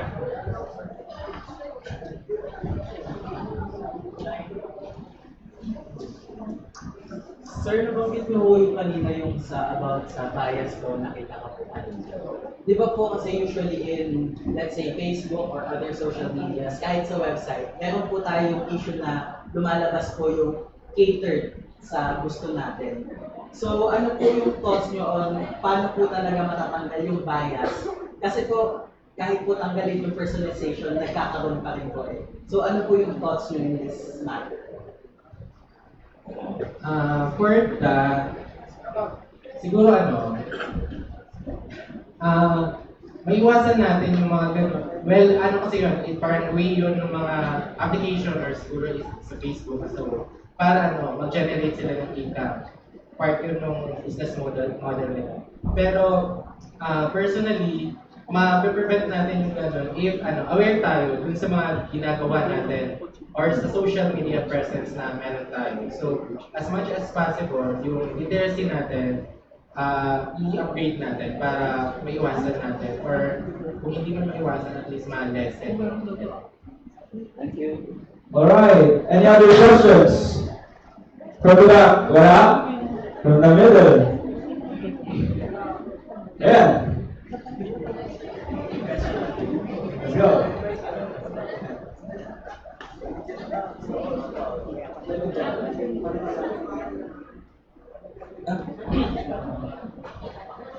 Hello. I'm Paolo from BCC. So, I just want to ask you, since we're dealing with big data and we're also sharing personal data as first, I would like to ask the opinion po ng speaker if the data that we give on organizations or companies could be monetized on a certain level or any insights or thoughts regarding that. Siguro I cannot speak for a specific company kasi hindi ko alam kung, well, personally, hindi ko alam kung saan nila ginagamit yung data. Pero, personally, I think all. So, although hindi nila dinidisclose lahat, I think as much as possible, ina-anonymize naman nila. No? So, possible na pinagkakakitaan nila yun. Kasi, yun nga, yung siguro, isa sa bus quote siguro, parang data is the new oil, di ba? So, yung oil, parang isang malaking gold mine siya, so pinagkakakitaan siya. So, once meron kang malaking data, possible na pagkakitaan mo. Alright. Okay, questions? Any other questions? From the back, wala na? Okay. So, let's move on to our awarding.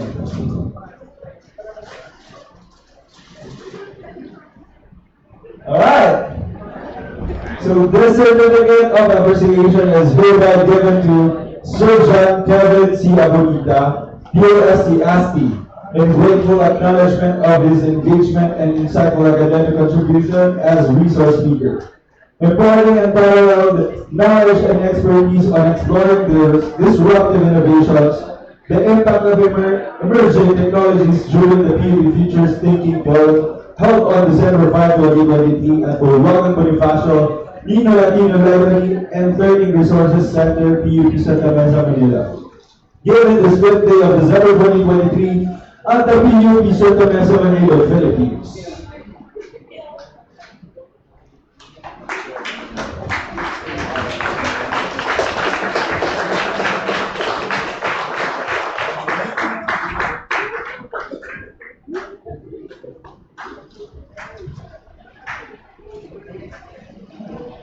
Again, thank you so much, Sir John Kevin.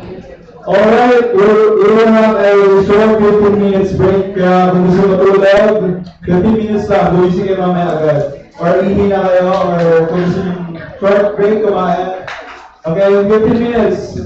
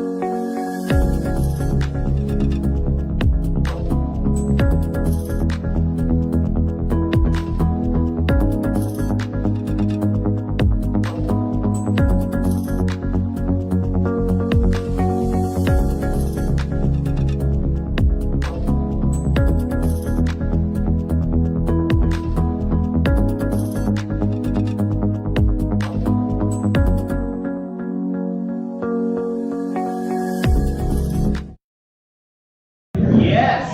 Yes! Naka-edit ka ba dahil parang iba tulog ka eh. Gising na, okay. Last na, oh. Magising na kayo, last na to. Okay. So, moving on to our last topic. Okay, may we go on yung mama. Okay ba?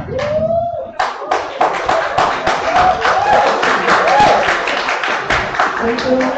Hello? Hello? Okay, gising pa ba? Gising pa? Yes! Okay, this is our last, but definitely not the least. Okay, as our research speaker, I will introduce. Okay, sige po. Our speaker for today, our sixth research speaker is the current supervising science research specialist at UST ASTI under Research and Development Division or RDD.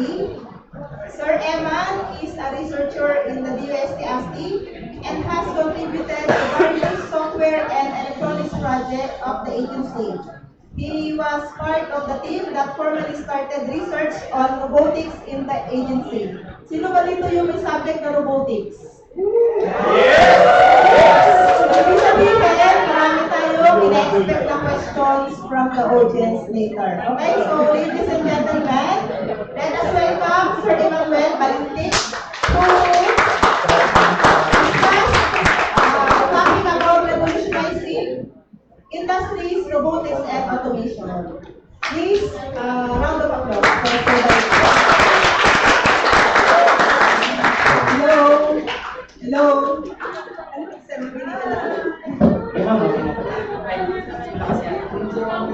Hello, good afternoon. Thank you, Ma'am Marifet, for this introduction. Okay, yung mga natutulog dyan, pakigising na last talk na to. Okay, natakot ako bigla dun sa sa questions.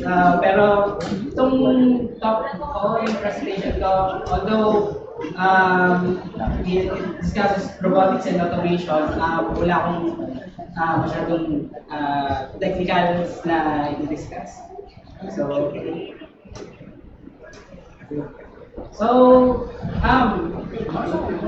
Sino familiar dito sa mga movies na to, sa mga TV shows na to?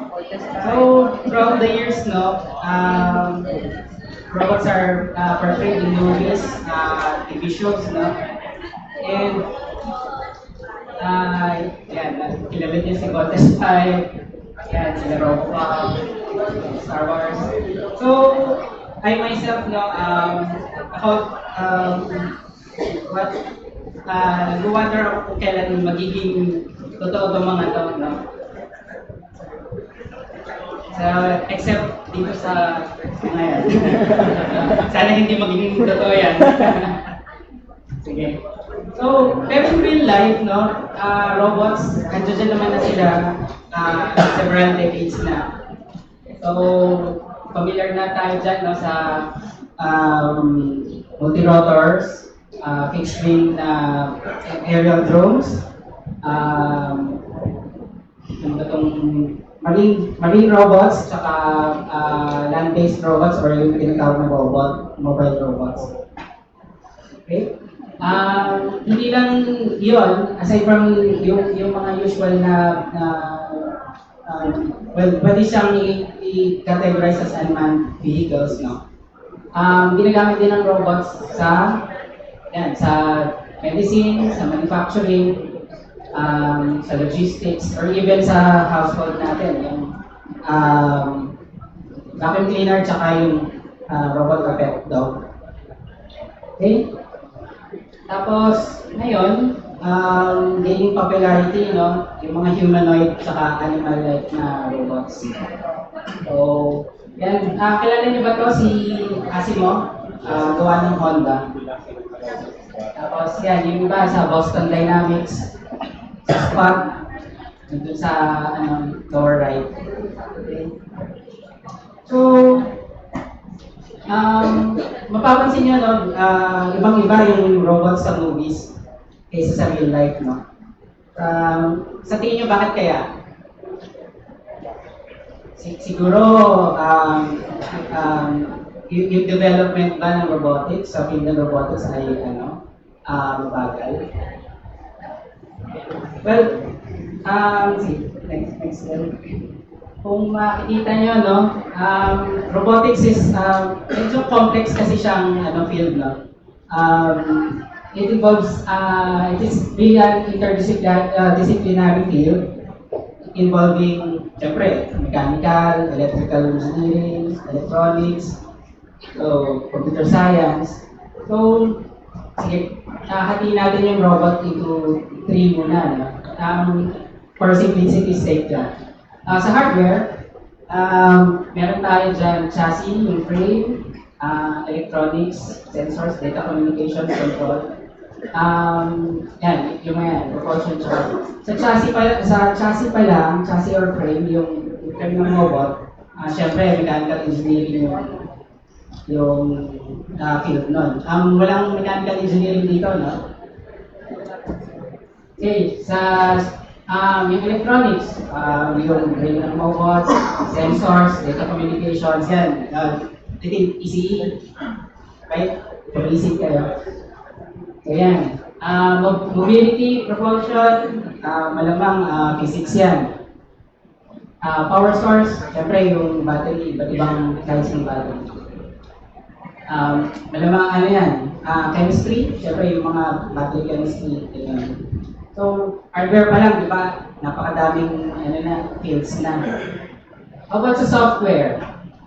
Yung logic ng robot, navigation, mapping, machine vision, data analysis, AI. Ano sa tingin nyo? Pwede di ba, lahat yan sakop ng computer science. Pero, computer science pa lang din, napakalawak na field niyan. Let's say for example, yung sa navigation and mapping pa lang, pathfinding, yan, ibang field of study rin yan. Compared dun sa machine vision, ayan, yung computer vision, at saka kahit yung sa artificial intelligence, iba't ibang field pa rin yan. Kahit nga sa AI, napakalawak pa rin, maraming applications yung maraming fields yung pwedeng magamit yung AI. Okay?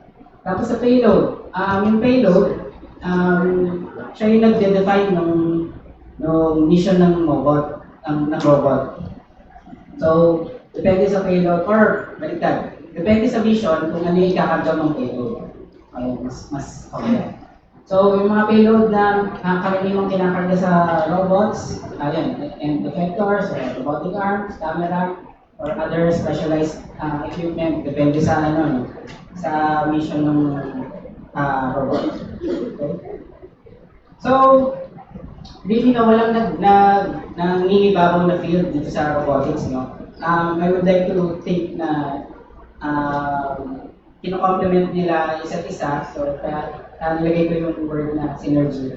So, it's really yung collaboration in different fields na it's what makes robotics move forward in developing robotics. Okay?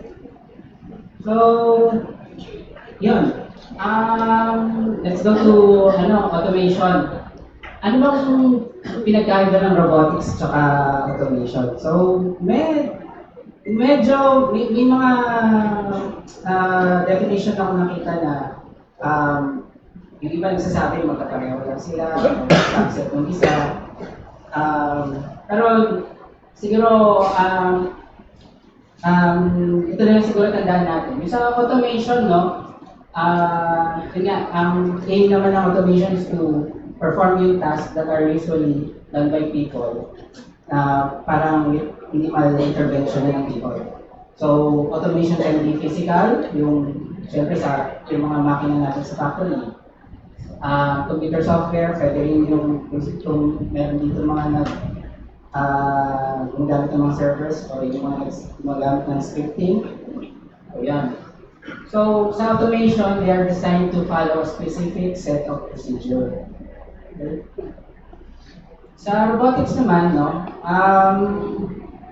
physical machines siya pero kino-consider na rin robot. May mga aspect na rin ng computer program or AI na i-consider na nilang robot. Pero usually, physical machines yung robots that perform tasks with or without automation. So, pwedeng gumamit ng automation yung mga robots, especially dun sa manufacturing or pwede rin wala. So, yan, may substitute or replicate human or animal actions.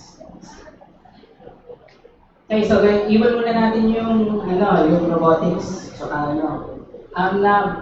familiar ba kayo dito? Industrial Revolution. So, yan sige, daanan lang natin, Yung first Industrial Revolution, yung tawag sa kanya, Industrial Revolution. Okay? Before, syempre, paano ba nag-manufacture ng mga tao before? By hand, di ba? Handcrafted yung mga products dati. Tapos, dumating yung first Industrial Revolution. Yan, gumagamit na sila ng water power, steam power. Notably, yung mga makina na ginagamit dati, mechanical looms. So, nag-boom yung textile industry, steam engine, yan.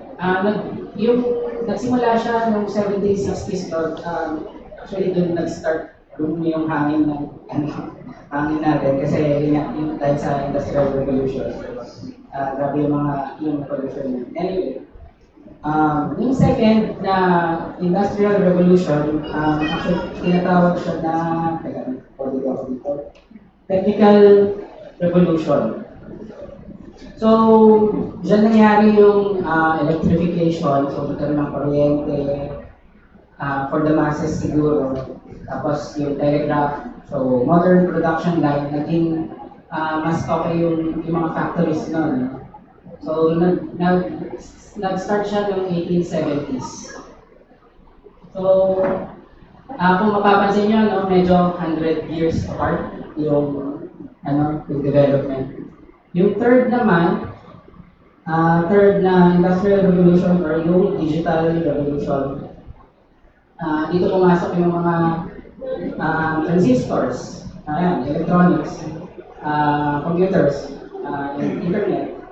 So nag-start siya late 20th century after na World War II. So, yan, medyo malayo din yung gap niya, almost, 100 years din from second to third. Ngayon, nasa fourth na tayo, fourth Industrial Revolution or yung Industry 4.0, kinukoy nilang word, buzzword dito.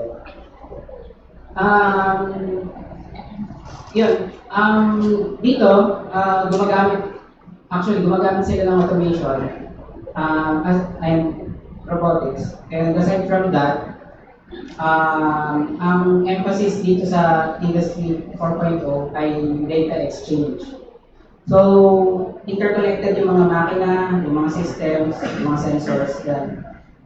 So, yan yung Industry 4.0. So, kung mapapansin nyo, from first to second, 100 years, second to third, 100 years, tapos yung third to fourth, less than 100 years. So, malaking tulong actually dito yung digital age, yung mga computers. Okay? So, ano yung role ng automation and robotics sa Industry 4.0? Smart manufacturing, tulad ng sinabi ko kanina, interconnected yung mga machines, yung sensors, systems, they communicate in real time. And smart manufacturing, may kakayahan siya na mag-adjust yung mga factories. May kakayahan na mag-adjust na yield nila ng production depende sa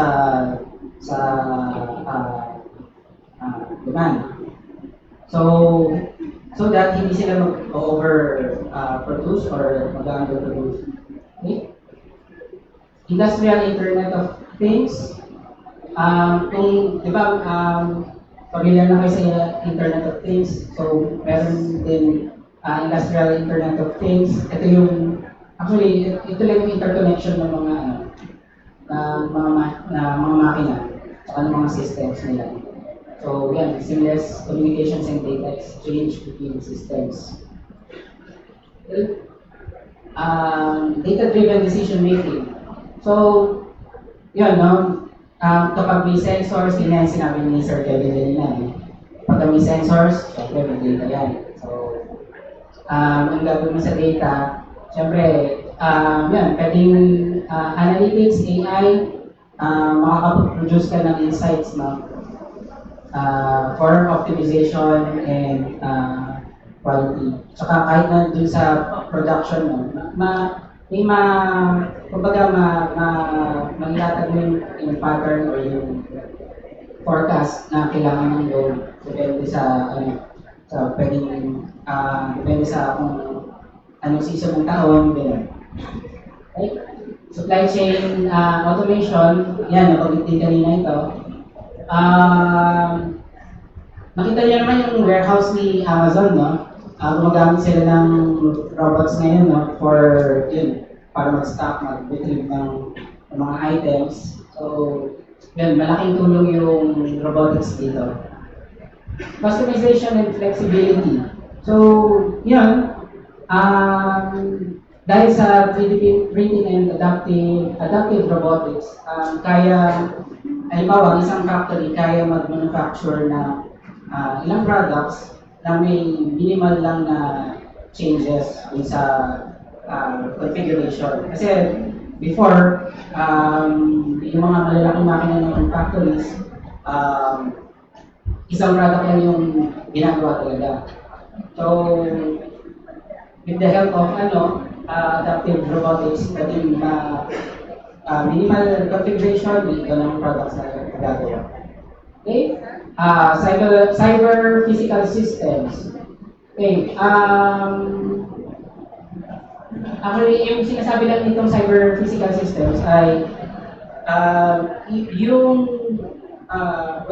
kanina pa ginagamit yung word na interconnection ng mga physical na machines dun sa mga systems, yung mga computer programs to automate yung production sa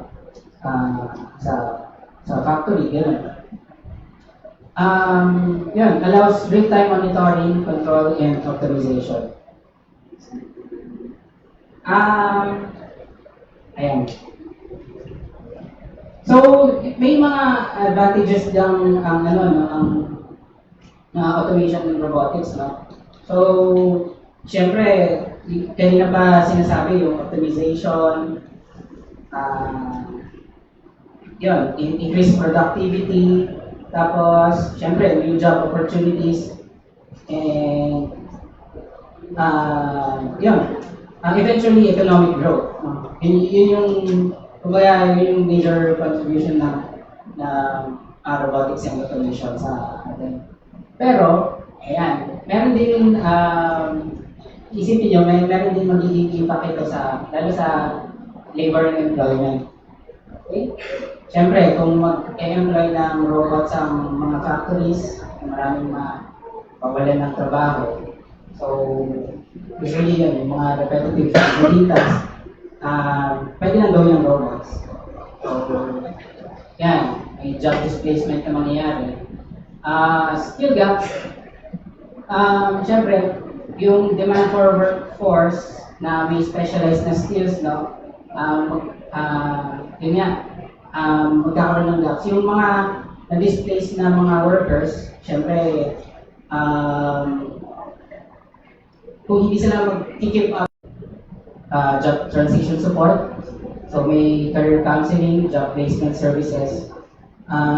Actually, yun din mahirap kasi pagka, isang disadvantage sa society ng robotics and automation. So,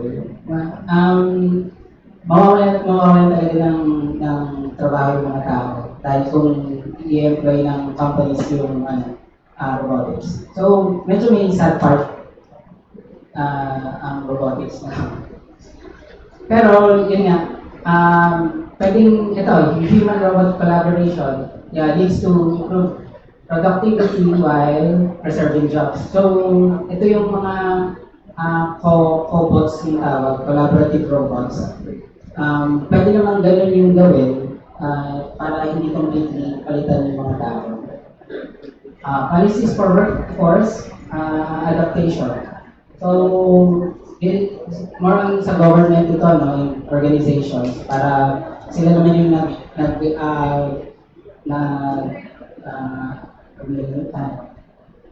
nagda-craft ng policies para sa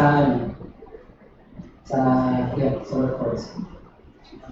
Entrepreneurship and innovation. So, maraming initiatives tsaka innovation hubs, no? Which enables business creations. New businesses, syempre, new jobs yan. Okay? Responsible adoption of technologies. So, yan din siguro, no, yung, if ever, no, kayo mga students ngayon, syempre, in the future, kayo na yung magiging engineers, mga scientists, mga even business owners. Sana, yun nga, although technology, okay yan, good yan, pero huwag niyong kakalimutan yung mga tao. Next. So, local success stories ng automation and robotics. Sa healthcare, si Da Vinci, ito yung robot na to, robotic surgery. Ginagamit na ito ng St. Luke's, PGH na yung team. So, although, may specific lang silang ginagawa, no? Pero ang advantage nito, less invasive. So, hindi open surgery siya, may maliit lang na hole na gagawin para makapasok yung probes, yung robotic arms, yung mga tapos, mas less blood loss, tsaka faster yung recovery. So, yan. Sa manufacturing naman, yun, I think Texas Instruments, syempre, maraming factories dito sa Philippines na gumagamit ng robotics na rin. Dahil sa production line ng assembly. And then, yun, sa food and beverage manufacturing processes, yan, ino-automate na yan using robotics. Even yan yung photo dyan, si Jollibot, gumagamit na rin sila ng robot to serve yung food. Okay? So, sa DOST ASTI na may dalawa kaming robotics project ongoing ngayon. So yung isa, yung roamer, focus siya sa agriculture. So sa ngayon, ang focus niya ay sa banana plantation, no? So yan, land-based mobile robots na nag-monitor at na kaya mag-detect ng mga plant diseases. So, sa banana kasi, ang banana kasi, I think, second tayo before ng pandemic yata yun. Second tayo sa banana exports sa mundo. Pero ngayon, skip tayo to third. Dahil sa, may isang banana plant disease na medyo devastating, no? Yung Fusarium wilt. So kung interested kayo, check out nyo yung disease na yun. Okay? So yun yung sa roamer. Sa yung AS naman, for disinfection, yan, autonomous na mobile robot din, pero ang aim naman niya is to disinfect yung office spaces. So, using ultraviolet tsaka disinfectant solution.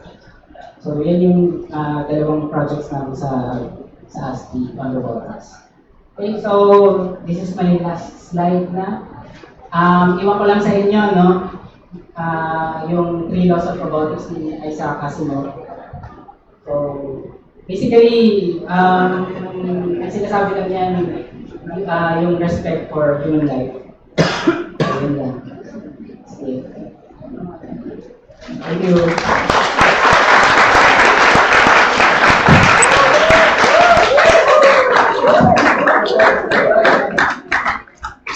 Alright, thank you, sir. So, let's move on to our Q&A. So, any questions? Robotics. Any questions, guys, about robotics? Come on. May plus points daw, sabi ni ma'am.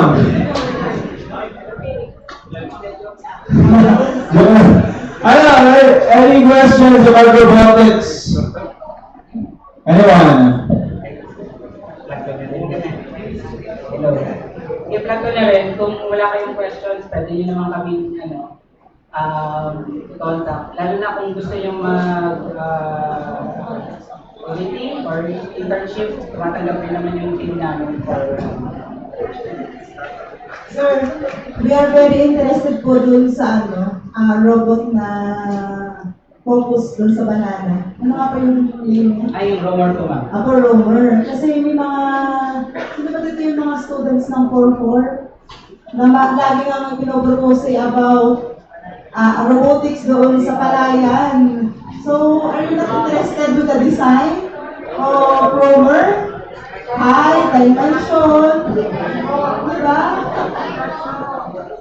Sir, can you tell us about the roamer din po? Apologies na wala akong photos dun sa slides ko. Pero yung si roamer, first prototype namin is off the shelf. Kasi we got yung Husky ng Clearpath Robotics. For us, no, sa Husky naman, majority din kami for electronics and computer science. Wala kaming mechanical.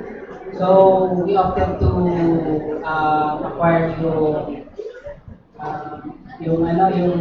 off-the-shelf na mobile platform. So, that way, mas mabilis yung development. Tapos, ang ginawa namin doon is navigation, yung navigation stuff. By the way, we're using ROS para dun sa autonomous navigation and mapping. Tapos, we're using also computer vision, AI, para dun sa detection na banana disease. Banana plant, siyempre kailangan mo i-locate yung banana plant. Check mo kung may disease. So, yun, siguro yung challenge namin doon sa navigation, kasi yung robot ng Clearpath, although all-terrain daw siya, since sa US sila, sanay sila sa row plantation, maayos yung mga farms nila, hindi pa nila nabibisita yung plantations natin dito. Sobrang rugged ng terrain. So, medyo nahihirapan si Husky mandar sa ganung dito. Sa lubak or Tapos, isa pang naging problem namin doon,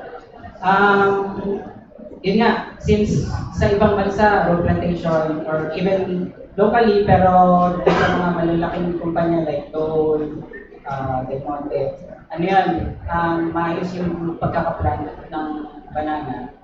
Pero yung mga small banana farm owners, no, yung mga cooperatives, hindi makalusot yung mobile dun sa in between nung banana plants. So, yun, naging challenge namin yun. Siguro for rice po ba,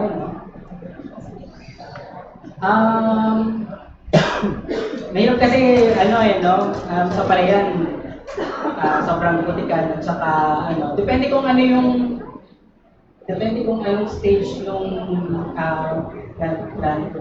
thing or or yung gusto nyong gawin. Kasi yung naisip ko siguro, custom na robot na pwedeng maging assistive sa pag-plant ng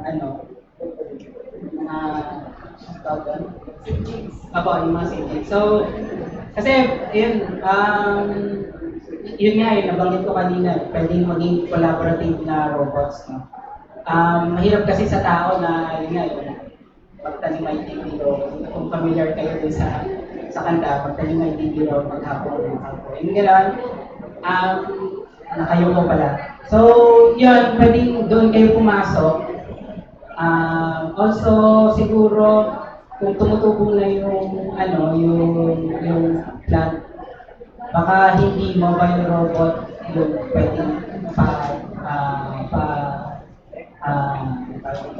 paganda rin doon kasi malamang masisira yung mga rice plants. Baka pwede rin consider nyo rin yung drone. At least hindi ma-restrict yung movement doon sa rice fields. So pwede nyo rin naman kargahan ng kung aim nyo is disease detection or pest detection, pwede rin naman ikarga yun sa drone. So at least mas siya. Pero magandang idea yun kung magiging makakagawa kayo ng robot na mag-assist sa pag-plant ng rice. Thank you for the information, sir. So, your questions now? Ayan. Yung question ko po ay, ako pala si Hazel po. So, question lang po regarding dun sa software side. Yung sa AI po, application po ng AI dun sa, sa disease detection po. Pwede po ba siya na, pwede po yung i-elaborate kung paano po yung framework kung paano po gumana yung, or paano niyo po sinet yung parang threshold or something dun po sa ating mga tanim or dun sa ating robot kung paano po nila mag-detect yung ating mga diseases po at is there any possibilities po na sa halip na mag-focus din po ba sa diseases is may possibility din po na mag-detect po siya ng nutrients po na pumapasok po dun sa mga plants po natin. Ay, magandang question yun. Although, hindi ako CV person so more on electronics ako. Pero alam ko naman yung ginagawa nila. So, sa plant disease detection, yung nangyari sa amin, medyo nahirapan din kami kasi nung una, yung datasets, mahalaga yung datasets. Nag-rely kami dun sa kung ano yung available sa internet. Pero, yun nga, since sa ibang bansa siya nakuha, iba kasi yung local setting natin dito sa Pilipinas. So, yun, nag-challenge din namin yun, kaya ang ginawa namin, nag-collect kami ng data. So, para maging effective yung disease detection, kailangan mo ng data ng healthy na plants. Tapos, kailangan mo rin ng dataset ng may sakit, tapos kung ano yung specific na sakit. Sa amin, sa case namin, sa banana, so may healthy, tapos merong Laxigatoka, tatlong diseases yun. BBRNB, saka yung Sardian. So yun, binild namin yung datasets, data gathering kami sa mga banana plantations. I think nakagawa, ang gamit na yung sinigay namin, I think yun yata. So, pero masalimuot yung pag-annotate niya eh. So hindi lang yung bounding box yung ginawa, pati yung segmentation, yung leaves, naka-identify yun, yung trunk, yan. Medyo ayun yung annotation na ginawa dun sa datasets. Pero I think yung accuracy nasa 90% yata yung nagawa niya. So, yun. Pero, yun nga, baka kailanganin nyo rin ng dataset, local datasets. Kasi, although available naman yung sa dataset sa ibang bansa, mas maganda kung meron kayo local. So, yun. Tapos yung second question, no? Nutrients. Ayan, nutrients. Okay, hindi siguro makukuha ng computer vision yun. Or siguro may ibang band. Kailangan mo ng more specialized na camera. Multispectral siguro. Or hyperspectral. Pero medyo millions yun. Kahit yung multispectral, medyo mahal eh. Hundreds of thousands na. Pero pwede mo rin sigurong gawin. Although hindi, nasa pipeline din namin yun. Yung soil sampling. Pero syempre may operator kang mag-gano'n. Ang catch lang siguro nun, syempre, hindi ko lang alam kung may real-time na sensor for nutrients sa soil. Pero baka ipapadala pa yun sa laboratory to analyze. Pero maganda kung may magawa silang sensor na kayang mag-analyze ng soil. Moisture content, nutrients, ganyan. Ganda integrate sa Alright. Any other questions? Kanina may nagtaas na nakita ko. Go. Tuloy mo na. So, good afternoon po. More on practical question.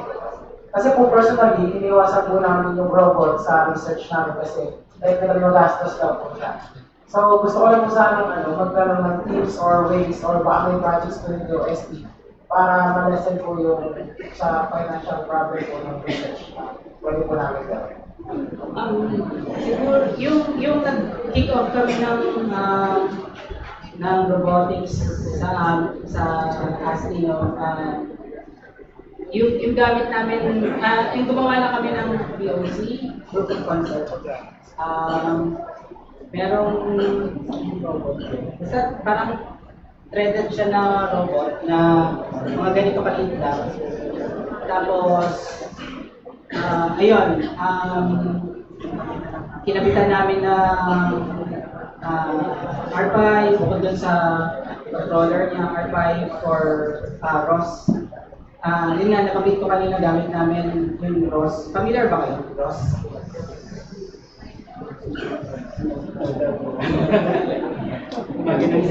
Yung robot operating system. So, yun yung gamit namin middleware. Actually, okay siya, lalo na for autonomous na applications. So, yung unang gawa namin, yun nga, maliit lang na robot, tapos R5, nilagyan ng ROS, tapos samang-saring sensors, tapos may computer vision AI din. Although, syempre, R5 lang yun. Medyo underpowered yun for computer vision purposes.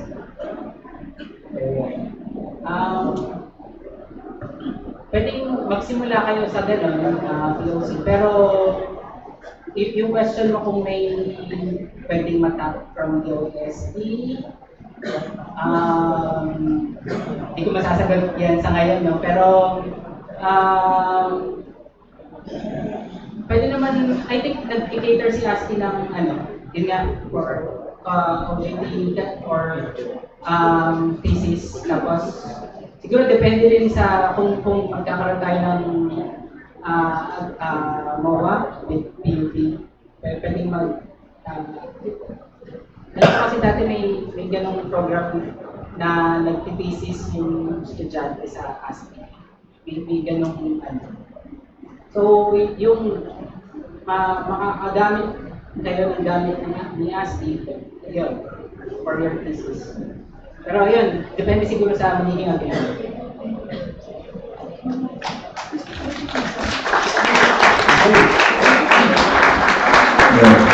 Alright, so if you have more questions, kindly contact na lang daw yung ASCII. Ang kanilang flash kanina dito ng mga softmates na.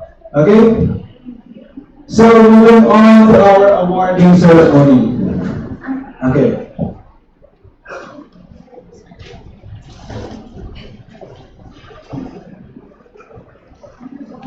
Alright.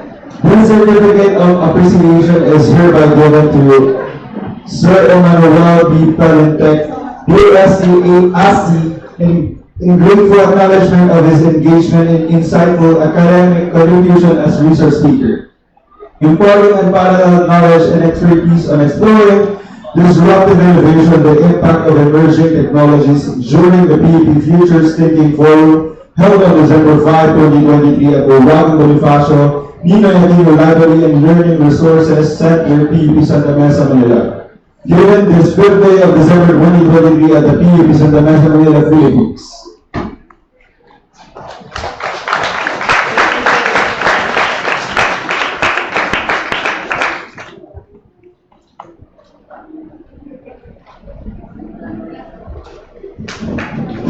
Alright, may I go on our speakers po?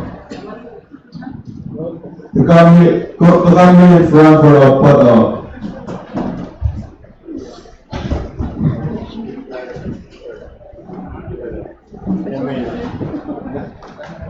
Laban natin yung mga speakers na natin.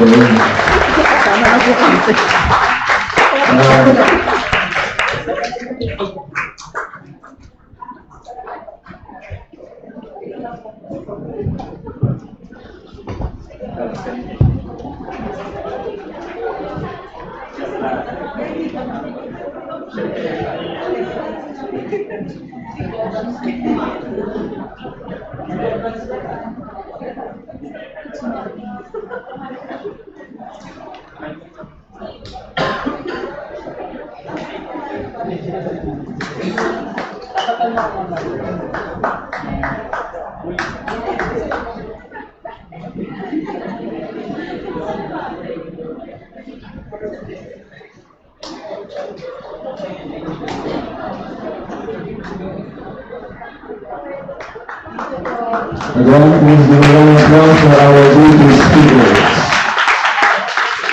Alright.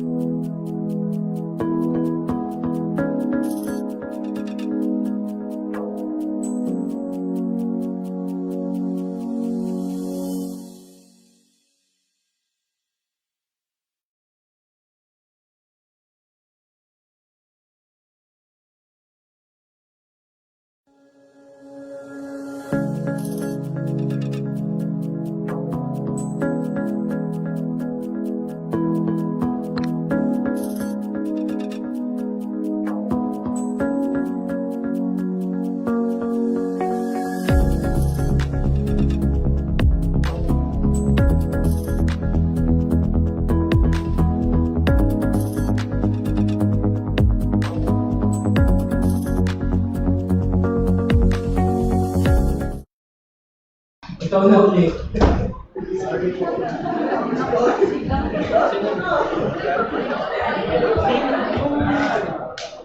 Yan. Alright, for our second day of seminar, we have an evaluation. Just scan the QR code to be directed to the evaluation form. And after submitting the evaluation form, the certificate will be automatically sent to your email. So, okay, i-share nyo yan. Start nyo sa GC nyo.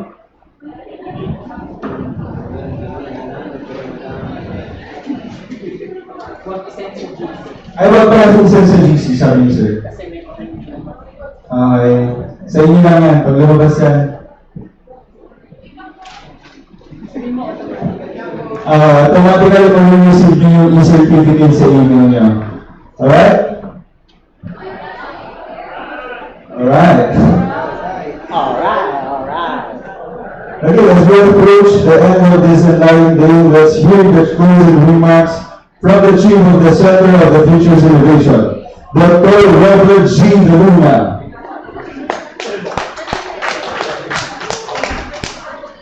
Okay, in closing, the PUP Futures Thinking Forum stands as a testament to the spirit of exploration and inquiry that propels us towards a future shaped by disruptive innovations. Our collective journey through this discussion about the emerging technologies has unveiled possibilities, laying bare the transformative potential that resides within the scenes of the progress. So as we conclude this forum, let us carry forward the torch of knowledge that is ignited in this discussion. Let us embrace the responsibility to apply these insights for the betterment of our global community. The ripple effect of our discussion will be undoubtedly resonate far beyond this room to influence our decisions, creations, and policies that will mold the landscape of tomorrow. So let the connections forge and ideas exchange be the catalyst for meaningful exchange, ensuring that the impact of these emerging technologies aligns with ethical considerations, of course, and a shared commitment to a more inclusive and sustainable future. So as we bid farewell, let our aspirations reach heights yet unknown, fueled by the inspiration drawn from the collective intellect that converges at the PUP Futures Thinking Forum. So until we meet again on the frontier of tomorrow's innovations, let us shared vision guide us towards a future where disruption becomes synonymous with progress. So let me thank all the members of the organizing committee of RISP and also to our support students and also sa inyo bilang mga participants natin. So we're looking forward na maging part pa rin kayo ng ating mga activities na in-sponsor ng ating Research Institute for Strategic Foresights and Innovation. So plug ko na rin, dun sa mga magtitisis, meron po tayo mga biniling gamit under our Research Institute. So may mga sensors po tayo, meron po tayo mga boards na pwede nyo mahiram sa Research Institute. At yun po ay ipapahiram sa inyo in conducting your research. So to support your endeavor for the research. Okay, so you just approach our office kung manghihiram po kayo ng gamit once na meron na po kayong approved topic. Siyempre, huwag mo na manghiram ng mga gamit na hindi pa approved ang topic. Baka kasi, di ba, ma-divert yung inyong topic. Okay? So again, maraming pong salamat and ingat po kayo pag-uwi.